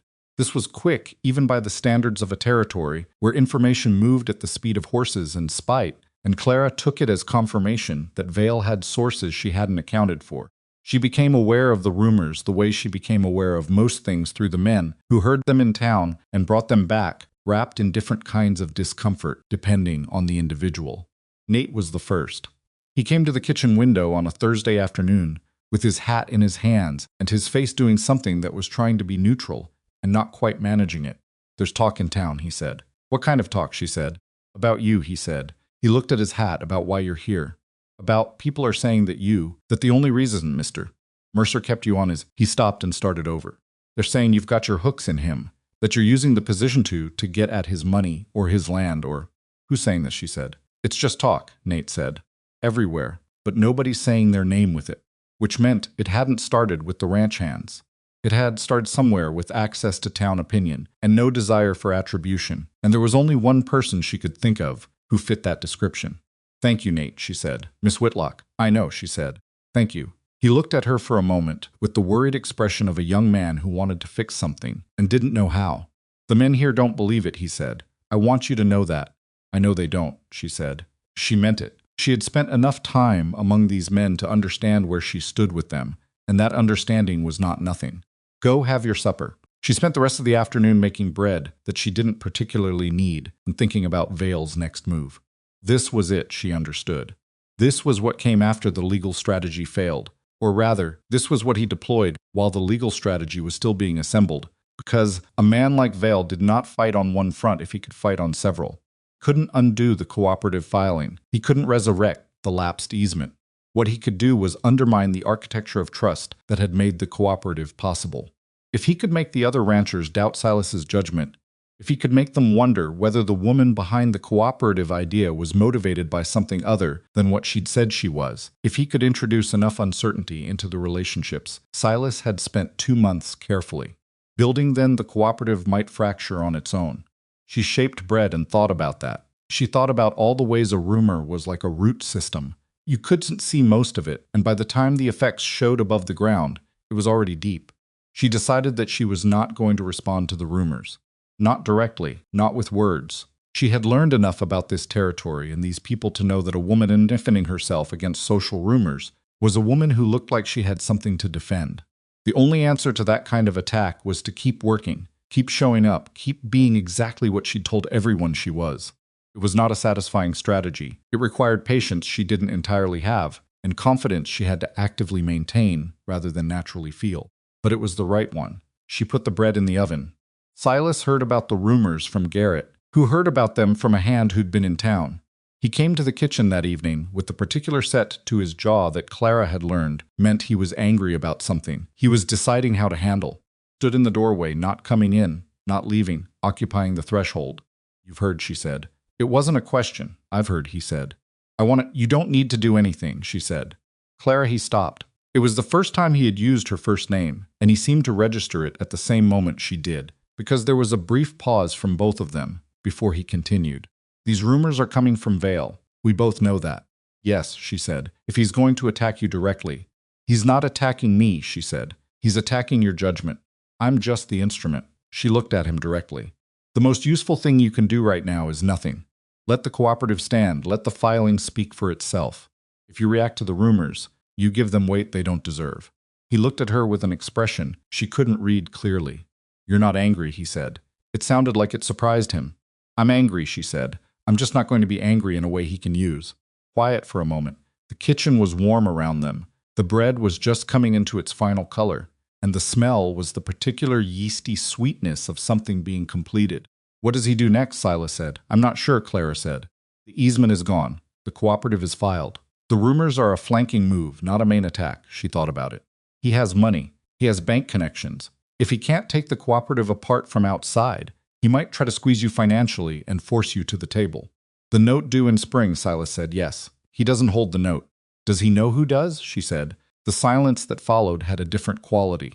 She watched Silas's expression do something that moved through several stages before settling on a controlled neutrality that told her the answer was yes, and that the implications of that yes were something he had not previously connected to Vale's strategy. The man who holds the note, Silas said slowly, is Theodore Marsh. He owns the bank in Carver and Marsh and Vale, she said. Hunt together, Silas said. Every fall. The kitchen held that. When is the note due? Clara asked. May 15th, he said. Then you have time, she said, but not a lot of it.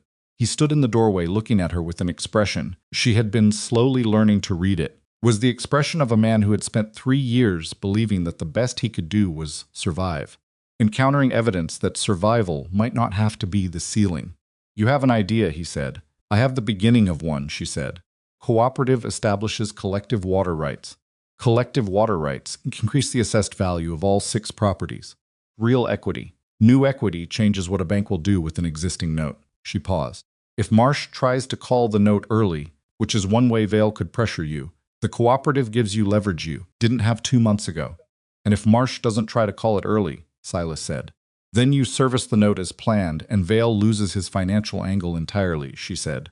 But either way, you should move the cattle sale forward. He blinked. What? You have healthy cattle, she said. Garrett told one of the Aldridge brothers, who mentioned it at the table last week, that the herd came through winter in better condition than expected. If you sell in April instead of June, you have the funds in hand before any possible pressure from Marsh. Silas stared at her. You overheard that from Garrett, he said. I overheard it from the Aldridge brother, she said. Who heard it from Garrett? That's 3 conversations removed from the source. The bread was good that night, she said. People talk when they're comfortable. He leaned his shoulder against the doorframe and looked at her with an expression that was, she thought, possibly the closest thing to baffled respect she had seen from him. Miss Whitlock, he said. Clara, she said, since he'd already used it. Something shifted in his face, not dramatically, just shifted. Clara, he said, do you have any idea what you've... He stopped and tried again. When you walked into this kitchen 3 months ago, you thought I was going to be another cook who couldn't figure out the drip pan, she said. I thought, he said carefully, that I was hiring someone to feed the men. You were, she said. You still are. The rest of it is just she searched for the right word. Applied cooking. He looked at her for a moment longer. Then the almost smile moved across his face, the one that was brief and complicated, and he pushed off the doorframe. I'll talk to the cattle buyer next week, he said. Good, she said. I'll have coffee ready. He left through the interior door, and Clara turned back to the oven and took out the bread. She set the loaves on the rack and stood for a moment in the warmth of the kitchen, smelling the good smell of something completed. She thought about Gideon Vale, about the particular frustration of a man who had spent 2 years arranging pieces and was watching them be removed from the board, one by someone who hadn't been in the game when he started. She thought about the rumors still circulating in town, and the way they would continue to circulate regardless of what she did, and the way some of them would stick, because some of them always did, and the way the sticking wasn't the end of anything. She thought about her grandmother's hands in bread dough, and the way Nora had always said that the thing about working with something alive yeast, a kitchen, a community was that you couldn't force it. You could only create the conditions and then get out of the way. She had created some conditions. She got out of the way. Vale came to Silver Ridge himself on the 2nd week of March. He didn't come to the kitchen this time. He came to the front of the main house, mid-morning, with 2 men she didn't recognize, well-dressed men, not ranch hands, the kind who carried themselves like legal paperwork walking around in boots. She saw them from the kitchen window and noted the time in the margin of her supply ledger to some instinct she couldn't name. The meeting lasted an hour and 40 minutes by her reckoning. She made bread she didn't need and kept a low fire under the coffee and waited. Silas came to the kitchen when it was over. He sat down at the kitchen table, not standing in the doorway, not in transit, but actually sitting down, which told her something about the weight of what had just happened. She poured coffee. She sat across from him, because this was not the moment to be standing at the range, pretending to be occupied. He brought a lawyer, Silas said. I saw the men with him, she said. He's found something, Silas said, or he says he has. He wrapped both hands around the coffee cup. There's an old document he's claiming. It's a territorial water, right predating the easement, from the original survey. If it's real, it supersedes the cooperative's claims entirely. Clara was very still. What document, she said. He had a copy. His lawyers explained it for 20 minutes.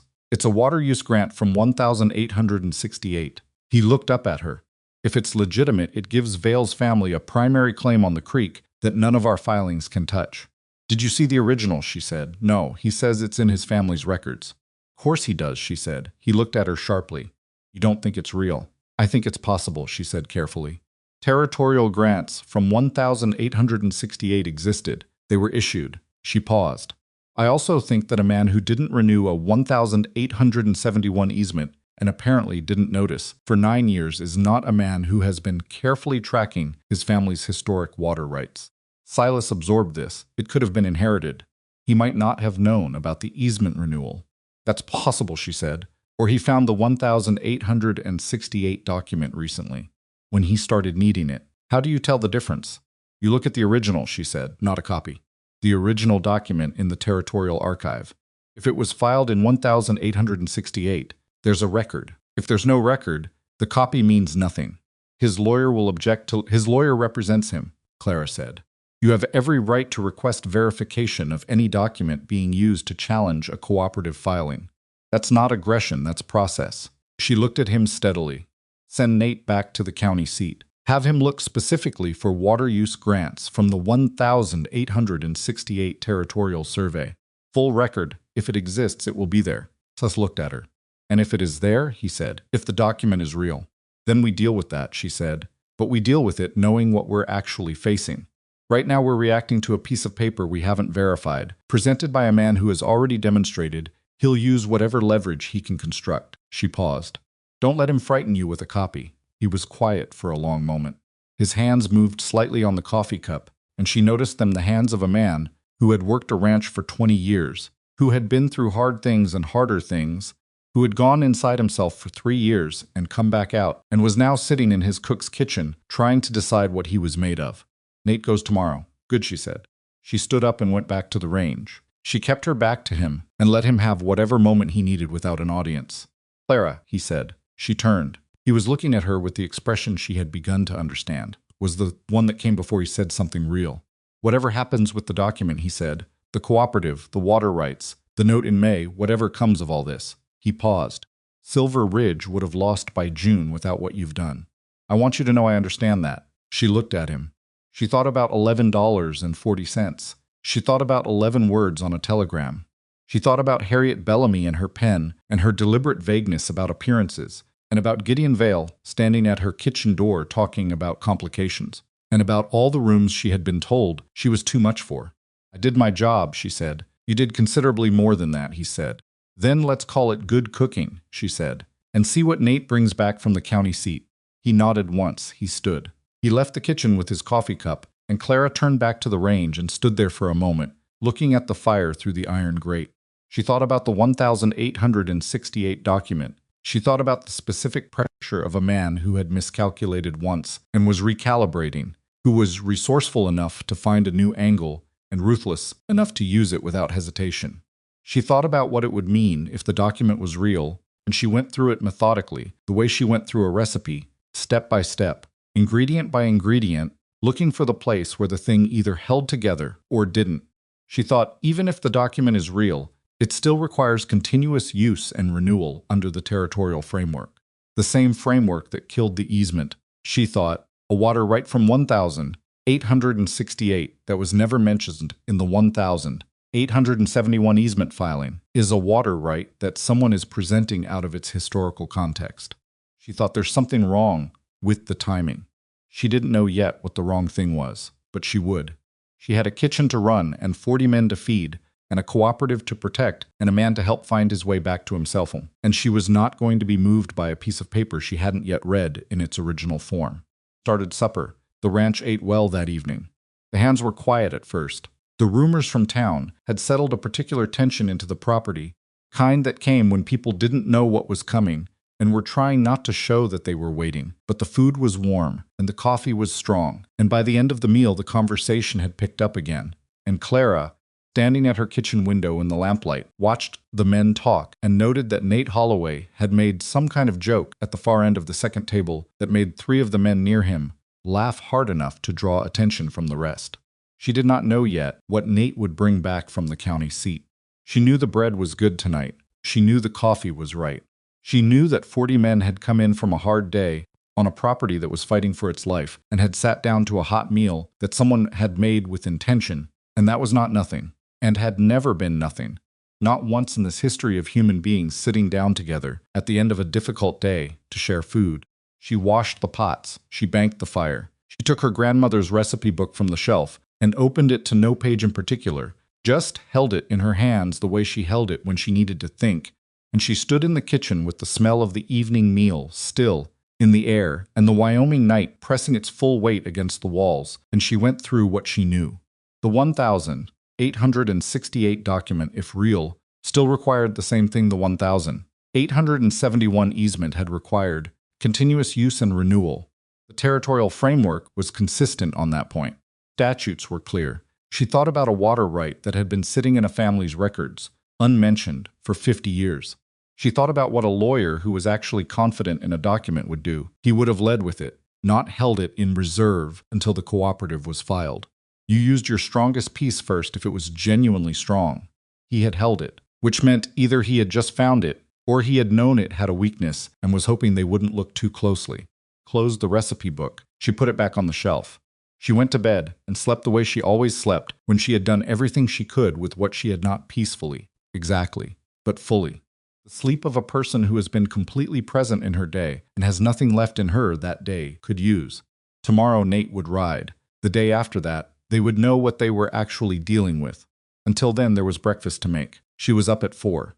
Nate came back from the county seat on a Friday with mud on his boots and a leather satchel full of copied records that he delivered directly to Clara because Silas was out on the south pasture and she was the person he trusted to receive them without losing anything important in the handoff. She spread the documents on the kitchen table and read through them the way she read through supply ledgers, systematically, noting what skipping ahead, what was present, and what was absent with equal attention. There was no once in 868 water grant in the Territorial Archive, not under the Vale name, not under any name that connected to the Vale property. She sat with that for a long moment. Then she read through the surrounding entries, because absence was only meaningful if you understood the context of the absence. The 1,868 territorial grants were documented thoroughly. It had been a major administrative year, the records were organized carefully, and the surrounding entries were intact. It was not a case of missing pages or damaged records. The Grant Vale's lawyer had presented a copy of simply did not exist in the archive that should have contained the original filing. She was still at the table when Silas came in. He read the look on her face before she said anything. "It's not there," he said. "It's not there," she confirmed. He sat down. He looked at the documents without touching them. He fabricated it, or he found an old family document that was never officially filed and is presenting it as though it carries legal standing it doesn't have, she said. Either way, it has no standing. A water grant that wasn't filed with the territorial office in the year it was supposedly issued is not a territorial grant.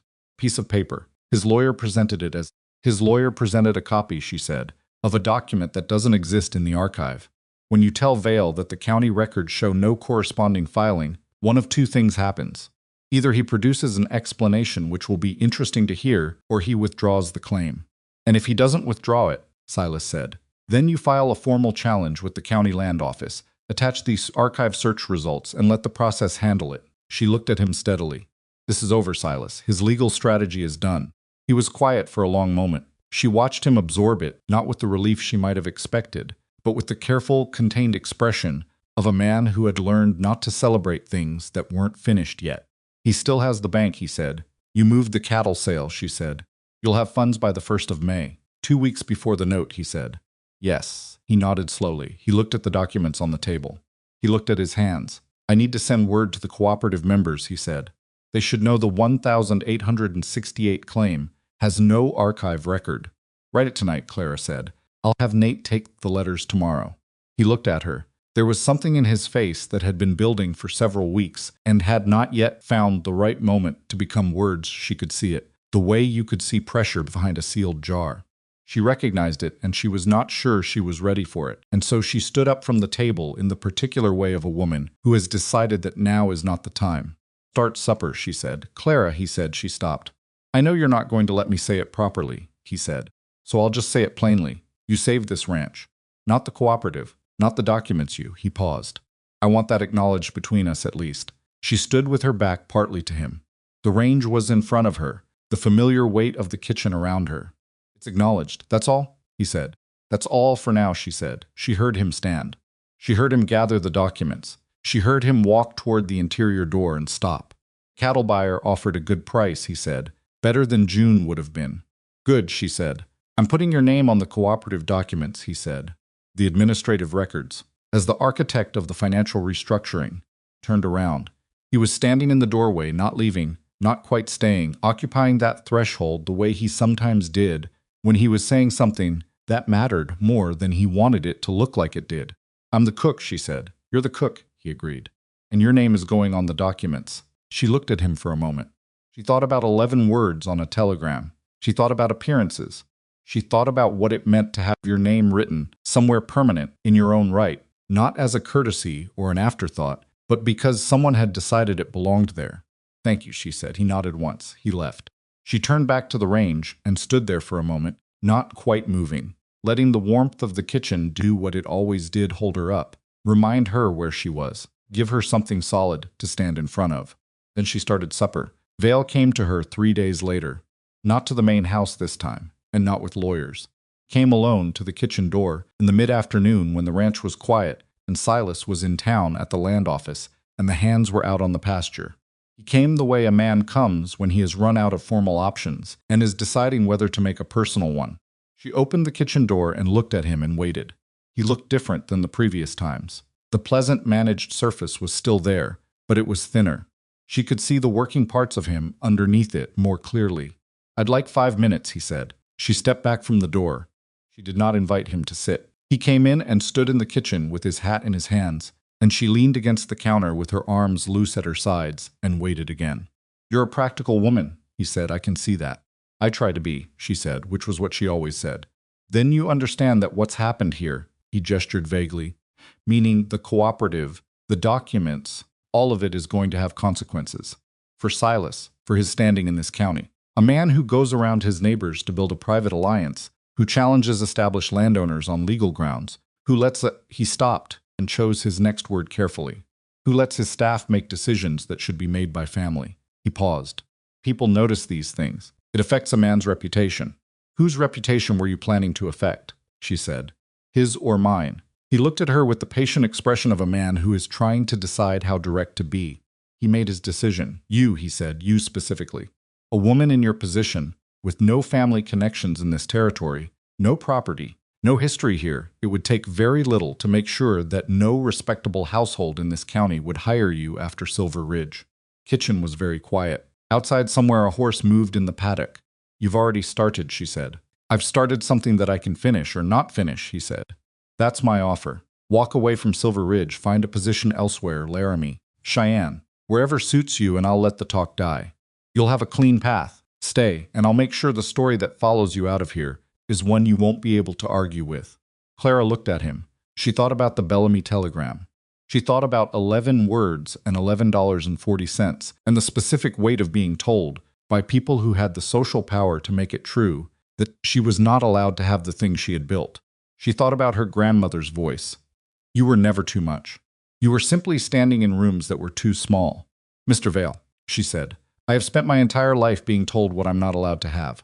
By people who thought their comfort was more important than my standing. By people who believed that if they found me inconvenient, the obligation was mine to become less inconvenient." She looked at him steadily. "I'm not going to leave Silver Ridge because you're uncomfortable with what I've built here. And I'm not going to surrender something valuable because you've decided you want it." His expression changed. "You're making a mistake," he said. "Possibly," she said, "but it'll be my mistake." She opened the kitchen door. He stood for a moment, and she saw it, the recalculation, the pivot from one strategy to another, the particular quality of a man who has not been told no very many times and is not sure where to go from here. He walked out. She closed the door. She stood with her back to it and breathed. Her hands were perfectly steady, which surprised her because she felt the opposite of steady on the inside. She felt the specific electric aftermath of having said something irreversible, the way you felt after stepping off a ledge and realizing the ground was closer than you'd feared. She went back to the counter and resumed what she'd been doing before he knocked. When Silas came back that evening, she told him what Vale had said. She told it plainly, the way she told him everything without editorializing, without performing a reaction, just the facts in the order they had occurred. Silas listened without speaking. When she finished, he was quiet for a long enough moment that she began to wonder what he was working through. "You should have waited for me," he said. "You weren't here," she said. "And it wasn't your conversation. Clara, he came to me," she said.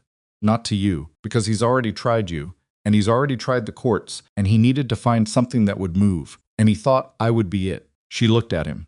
"I wasn't." He stood with his hands at his sides, looking at her with the expression she could not always fully read, the complicated one, that had layers she hadn't entirely mapped yet. "I'm going to go to Vale directly," he said, "tomorrow." "And say what?" "That if he continues to slander a member of this household, I'll pursue it legally," he said. "Defamation is actionable. You'd spend money you don't have on a lawsuit that takes years," she said. "Spend whatever's necessary," he said. She looked at him.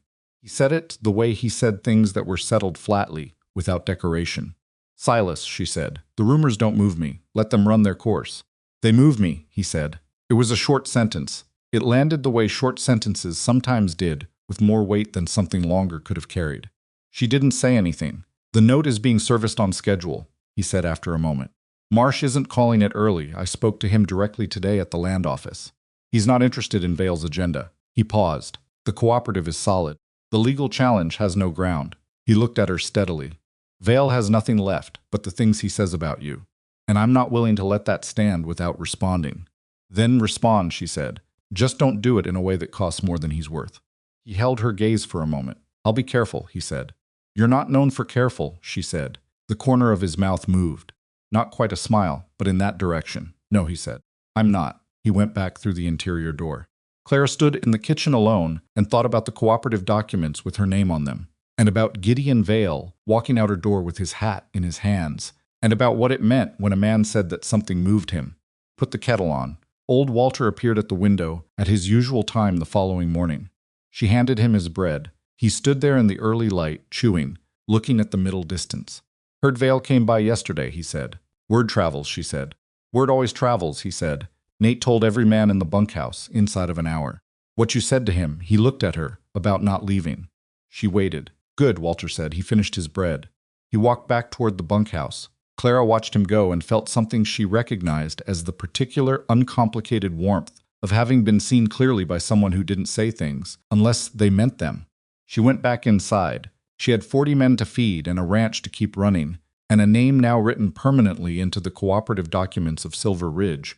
And Gideon Vale was going to have to find some other game to play, because this one had run out of pieces he could move. She started on the bread. April came to Silver Ridge the way it always came to Wyoming, not gently, not with any particular invitation, but with the blunt insistence of a season that had waited long enough and was done waiting. The snow on the north-facing slopes began to pull back from the rocks. The creek, which had been running thin and worried all winter, picked up a little volume from the melt. Not enough, not what it needed to be, but more than February, and that was something. Clara noticed the creek level the way she noticed most things about the ranch, through the conversations of other people, through the particular quality of attention the men gave the sky when they came in for breakfast, through the way Silas stood at the kitchen window, some mornings looking at the eastern pasture, with an expression that was not quite hope and not quite dread, but something that lived between them. Cattle sale had gone through in the first week of April. The buyer, a man from Cheyenne who had apparently been watching Silver Ridge's herd for 2 seasons, came in person, which Garrett said was unusual, and which Clara took to mean the herd was genuinely as good as had been reported. Price came in above what Silas had projected.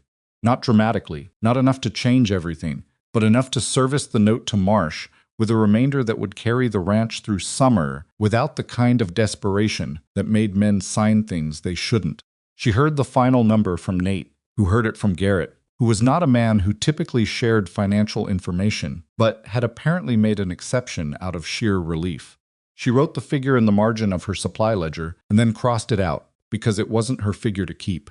What she kept instead was the knowledge that the margin existed, that Silver Ridge was no longer running on the edge of collapse. Cooperative, the cattle sale, the restructured timeline, all the pieces she had moved from her kitchen table, with no authority beyond the authority of having thought carefully about them, had held. The note was paid on May 3rd, 12 days before it was due. Silas rode to Marsh's bank himself and paid it in person, which Clara heard about through Mrs. Delaney, who had heard it from Garrett, who seemed to have become the unlikely relay point through which all significant Silver Ridge news eventually passed. Marsh, according to this chain of transmission, had been cordial. He had apparently not mentioned Vale. He had apparently also not looked entirely comfortable, which told Claire something she filed away without sharing. Vale's final move came on a Tuesday in the second week of May, and it came not as a confrontation but as a letter. Silas brought it to the kitchen. He set it on the table without explanation, which was his way of saying that he wanted her to read it, and didn't want to summarize it first, and color her reading with his reaction. She read it. It was from Vale's lawyer, not from Vale directly, which was itself informative. It alleged that the cooperative's water use documentation contained a procedural irregularity, that the filing had not included a required affidavit of continuous use from each participating ranch, specific form mandated by a territorial statute passed in 1882. Without those affidavits, the lawyer argued, the cooperative's claim to shared water rights was incomplete and potentially void. Clara read it twice. Then she read the specific statute cited in the letter. She set the letter down. Well, Silas said. He's right about the affidavit requirement, she said. Silas went very still. The 1882 statute does require continuous use affidavits for cooperative water filings, she said. It's a real requirement. She paused. It's also a requirement with a 60-day cure period. He looked at her, meaning, she continued, that if a filing is identified as incomplete, The parties have 60 days to submit the missing documentation before the filing is considered invalid. She looked at the letter. His lawyer filed this challenge today. You have 60 days from today to collect affidavits from all 6 cooperative members. Can we do that in 60 days? Silas said. We can do it in 2 weeks, she said. The ranches are close. The affidavit is a standard form. Everyone has already signed the cooperative agreement, which means they've already committed to this. The affidavit is just documentation of what's already true. She looked at him. This isn't a fatal challenge. It's a delay tactic. He knows it's a delay tactic, Silas said. Yes, Clara said. He's hoping you don't know the cure period. He's hoping the letter frightens you into thinking the whole cooperative is invalidated, and you come back to the table. Silas sat down. He picked up the letter and read it again, the way he read things when he was looking for what he'd missed the first time. How do you know about the cure period? He said. Same bottom shelf, she said. Different book. The Territorial Statute Compendium from 1884. It has annotations. He set the letter down. He looked at the table. He looked at his hands. He laughed. It was brief and not entirely comfortable, the laugh of a man who has been tightly wound for a very long time and has found an unexpected moment of release.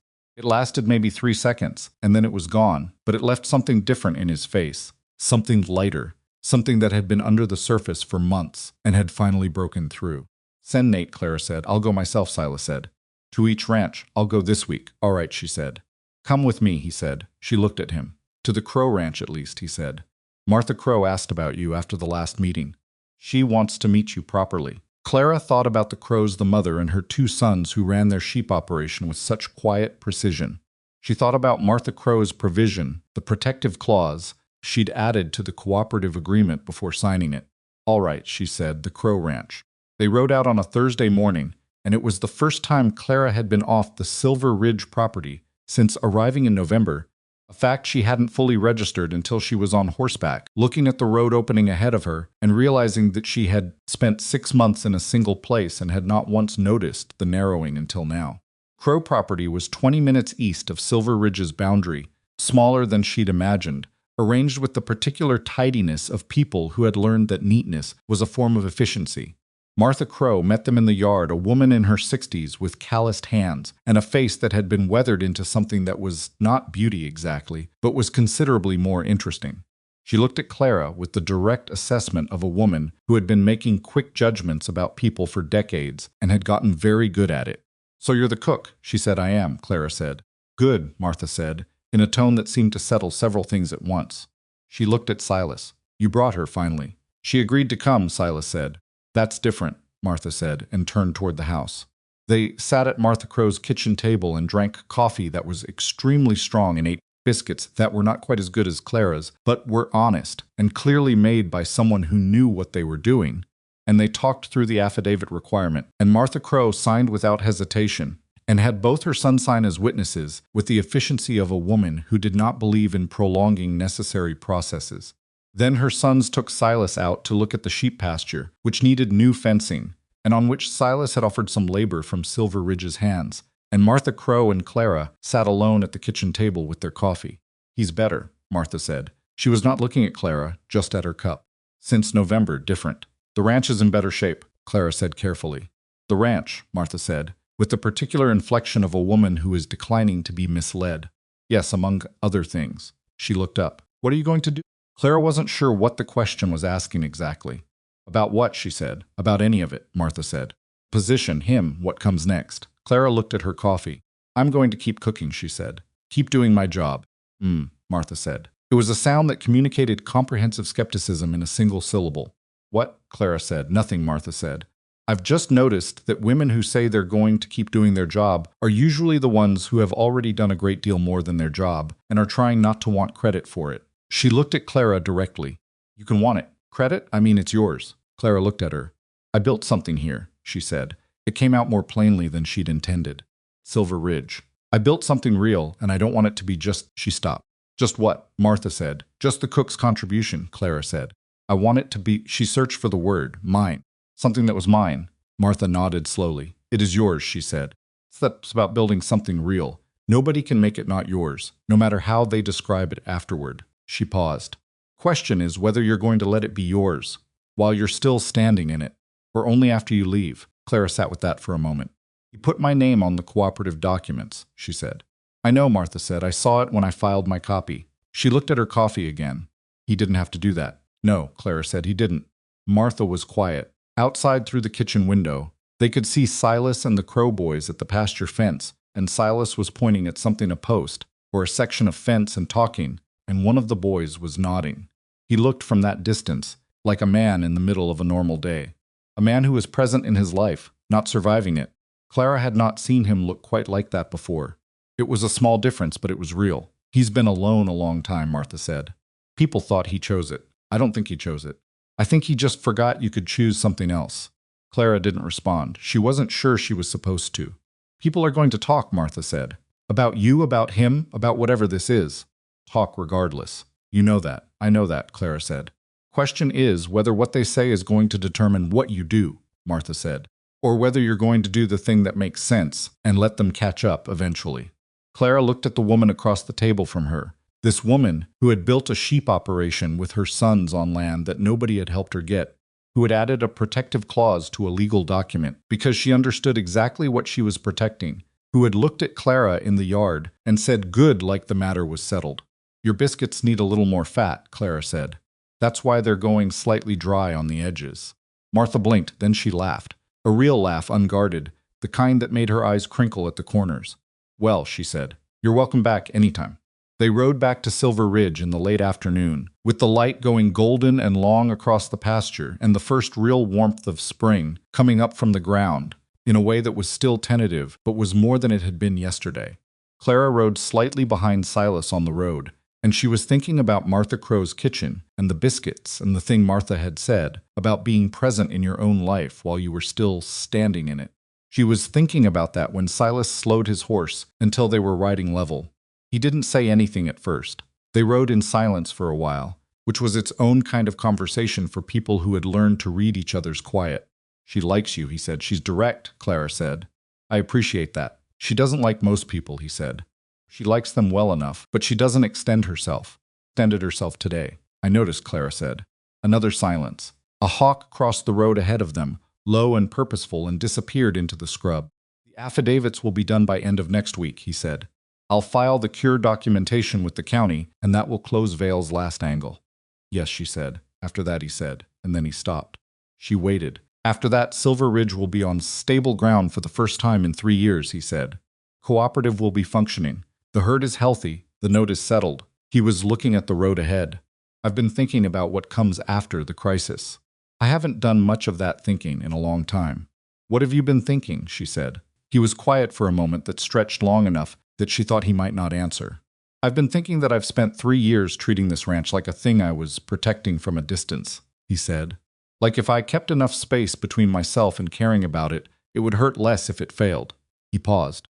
And someone came into my kitchen in November and started caring about it loudly and close up, and it turned out that was the thing it needed. That I needed. Clara kept her eyes on the road. You needed a cook, she said. I needed you specifically, he said, which I recognize is not a professional thing to say to someone in your employ. She looked at him then. He was looking at her with the expression she had been slowly learning all winter, the one with the layers she'd been mapping. She could see it fully now, in the late afternoon light, thing that had been building beneath the recalibrations and the kitchen doorway conversations and the pie and the documents and the months of two people working alongside each other in a place that had been cold and had gradually become warm. Silas, she said. I know, he said. I know the position this puts you in. I know what people are already saying. I know that saying this makes everything more complicated, and I've been telling myself that for 2 months, and I've run out of reasons to keep not saying it. She thought about Gideon Vale and appearances and 11 words, and every room she'd been told was too small for her. She thought about what Martha Crow had said, whether you're going to do the thing that makes sense and let them catch up eventually. I'm not going to be managed, she said. I need you to understand that. Whatever this is, I'm not going to be put in a corner somewhere and kept quiet because it's easier. I know that, he said. I wouldn't want you to be. People will talk, she said. Let them, he said. And he said it the way she'd learned. He said things that were settled. She looked at the road ahead. The light was changing, the gold going softer, the shadows longer. Silver Ridge was 20 minutes away, and supper needed starting, and 40 men would come in hungry from the pastures and the fence lines, and the endless physical work of keeping a cattle operation alive. Supper to start, she said. I know, he said. We can talk properly later, she said. When I'm not thinking about 40 biscuits. Something that was fully finally a smile moved across his face. Real and uncomplicated and belonging to a man who had remembered what it felt like to have a present tense. All right, he said. Later they rode the rest of the way to Silver Ridge, in silence, and it was the comfortable kind. The affidavits were filed on May 17th, 2 days after the note was paid. County recorded them without delay. Vale's lawyer sent no further correspondence. Vale himself made no further appearance at Silver Ridge, or, as far as anyone could tell, in any conversation that touched on the cooperative or the Mercer property. He hadn't disappeared. Men like Vale didn't disappear. They simply redirected, found other angles, other properties, other arrangements to construct. But he was done with Silver Ridge, and everyone who needed to know that understood it without anyone having to make a speech. The drought broke in the 3rd week of May. It came as rain first, 3 days of steady, unremarkable rain that the ground absorbed with the focused intensity of something that had been waiting a long time. Then more rain, then a week of alternating warmth and rain that turned the pasture from the dull, tired brown it had been all winter to something that was actually genuinely green. Creek on the eastern boundary rose to a level that Garrett reported, with the flat satisfaction of a man trying not to show relief, as the best May reading in 4 years. The cooperative held its first formal meeting in June. 6 rickshaws around a table at the Burroughs property, which was the largest and most central. Clara was there. Silas had included her in the delegation from Silver Ridge, as a matter of course, without ceremony, in the same way he now included her in conversations about provisioning, finances, and planning that no previous cook at Silver Ridge had ever been part of. Martha Crowe caught her eye across the table at some point during the meeting and gave her a look that communicated several things efficiently. Clara gave a small nod back. The meeting established a seasonal water monitoring system, a shared cost structure for infrastructure maintenance, and a rotating chair for the cooperative's quarterly meetings. When the question of who would manage the financial documentation was raised, Silas said, without looking around for permission, Clara Whitlock will handle the accounts for Silver Ridge's contribution. She set up the system that made this possible. The other ranchers received this without visible objection. Thomas Aldridge, who had been the last to sign and who was constitutionally suspicious of most things, had apparently become somewhat less suspicious in the months since, because he said only fine. As long as the numbers are right, they'll be right, Clara said. Good, Aldridge said, and went back to his coffee. Afterward, walking back to the wagon, Nate, who had driven them over and had been sitting in the back during the meeting, doing a convincing impression of some not paying attention, said, "You just got made the official bookkeeper of a 6-ranch water cooperative." "I heard," Clara said. "Is that a step up from cook?" he said. "I'm still the cook," she said. "I'm just also the bookkeeper." "That seems like more work," he said. "It is," she said. "I'll charge accordingly." Nate grinned. He was 19 and he would be 20 in July, and he had started over the past several months to look at the ranch and his place in it with the slightly different eyes of a young man who was beginning to understand that where you ended up was partly circumstance and partly something else. Clara had noticed the change and had said nothing about it, because some things developed better without being observed too closely. The cemetery was at the north end of the Silver Ridge property, on a small rise that caught the afternoon light. Clara had known it was there for months. She could see the fence from the kitchen window when she was at the right angle, but she had never approached it because it was a private place, and her presence there would have been an intrusion. She was in the kitchen garden on the last Sunday of May, doing something long overdue. She had decided in February that the kitchen needed a proper herb garden, and had finally gotten around to starting one, which was late for some things, but not for others, when she heard Silas's footsteps go past the kitchen at a different angle than usual. She watched from the edge of the garden. He was walking toward the north rise. Slowly, with his hat in his hands, the way he walked when he was carrying something that wasn't physical. She went back to her planting. She worked quietly, pressing seeds into the turned earth in the rows she'd marked, thinking about what grew in Wyoming and what needed help and what was already inclined to come back on its own if you gave it the right conditions. She was there for about an hour when she heard him come back. He stopped at the edge of the kitchen garden. She looked up. He had been crying, or close to it. She could see it in the particular tightness around his eyes, the controlled quality of his expression. He did not seem set by this. He held himself with the particular steadiness of a man who has done something hard and is still standing. "I haven't been up there in almost 2 years," he said. "I know," she said. "It doesn't—" He stopped. He started again. I used to think that going back there meant I was saying it was finished, that I was moving past it, that I was leaving them. Clara set down the small trowel she'd been using. I don't think that's what it means, she said. I know that now, he said. I think I've known it for a while. He looked at the turned earth of the garden, at the small markers she'd put in for the herb rows. I told Margaret about the cooperative, he said. About James, what he would have been. 9 in March, he said it quietly. The way you said things you had rehearsed internally many times and were finally letting out. Told them about you. Clara was very still. I told her I'd found someone who he stopped again. He was not a man who found words easily for the interior things, and she had learned not to rush him. Someone who reminded me that the ranch was supposed to be alive. That I was supposed to be alive, Silas, she said. I want to court you properly, he said. I want to ask you clearly in the open, in front of anyone who wants to have an opinion about it. He looked at her. Not because I need your help with the ranch, though I do. Not because the cooperative needs your accounting, though it does. Because I've spent 6 months watching you build something in this place that was never supposed to be yours, and you built it anyway, and I don't want to watch it from a doorway anymore. Clara stood in her kitchen garden with soil on her hands, and the Wyoming afternoon going warm and bright around her, and she thought about every room that had been too small. She thought about the Bellamy telegram and the $11.40 and the specific loneliness of being capable in ways that nobody important was ever quite willing to fully see. She thought about Martha Crowe saying, whether you're going to do the thing that makes sense and let them catch up eventually. She thought about her grandmother's recipe book, still on the kitchen shelf, still consulted, not because she needed it, but because it felt like a conversation with someone who had believed in her before she had the evidence to believe in herself. I'm not going to become something smaller because it's easier for other people, she said. If you're asking me into your life, that's what you're getting. The books and the plans and the opinions and all of it. I know what I'm asking, he said. People will still talk, she said. Let them talk, he said. I'll be standing next to you. She looked at him for a long moment. The man who had been a ghost in his own house when she arrived. The man who had come back to himself, slowly by small degrees in a kitchen that smelled of bread and blackberries, and 6 months of someone caring out loud about the place he'd been trying to survive. All right, she said. Yes, he exhaled. Just once. Just the smallest release of something held a long time. That's all, he said. She recognized the echo of the question she'd given him once, and the slight smile in his voice. All for now, she said. I have supper to start.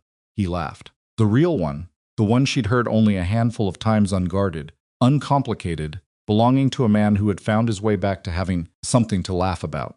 He reached down and picked up the trowel she'd set down and held it out to her. Finish your garden, he said. She took it. Summer came to Silver Ridge with the particular generosity of a season, following a drought. Everything slightly more vivid than usual, the grass running deep green along the creek banks, the cattle moving well on the pasture, the cooperative's first seasonal water report, showing levels that Silas read aloud to Garrett with a flatness that was covering something considerably warmer. Clara planted her kitchen garden and watched it take. The sage came in first, which she had expected. The thyme was slow and required encouragement, which she had also expected. The basil was going to be a problem, because basil did not fundamentally want to live in Wyoming and had to be persuasive. Was fine, because she had always been good at persuasion. She ran the kitchen. She ran the cooperative accounts for Silver Ridge.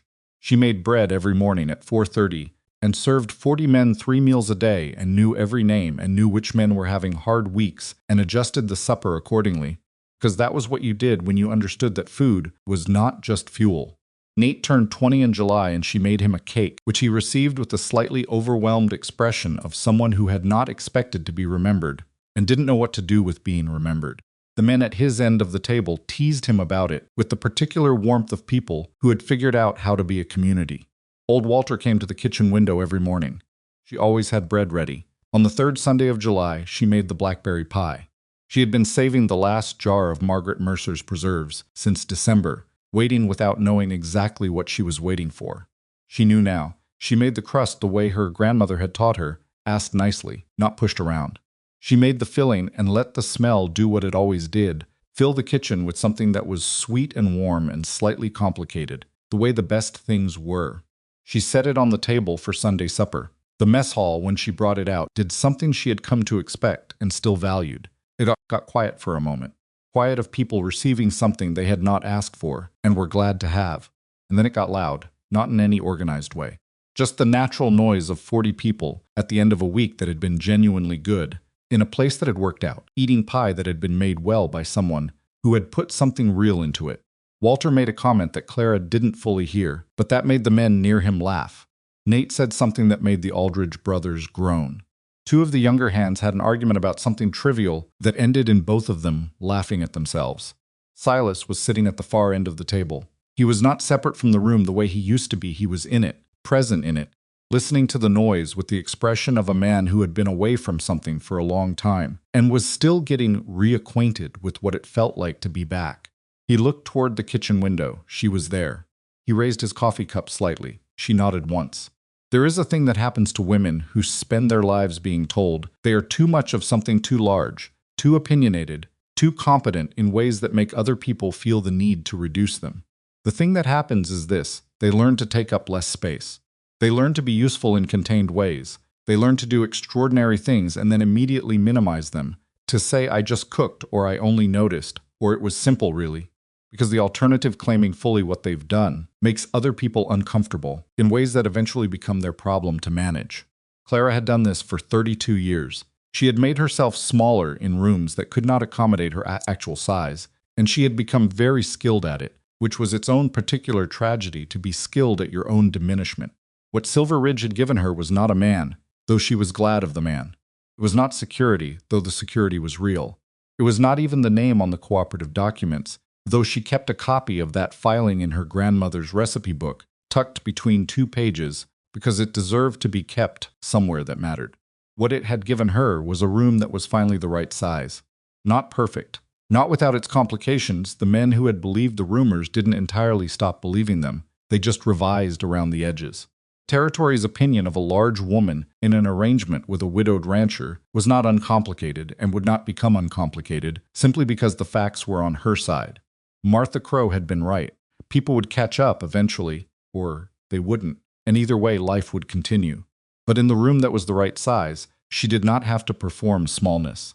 She could open the recipe book and read from it, and know that what her grandmother had put into those pages, the practical knowledge of a woman who had fed people through hard times with limited resources and unlimited attention, was the same thing she had brought to Silver Ridge. Not despite being who she was, but because of it, every part of her. The size and the opinions and the accounting methods and the instinct for what a room needed and the ability to read people through how they ate and the stubbornness that Vale had tried to use against her and that had simply turned out to be the quality that kept everything standing. She was not too much. She had simply for 32 years been standing in rooms that were too small to recognize her worth. She understood it now, not as an idea, not as the kind of thing you tell yourself to feel better, but as a lived and demonstrated fact.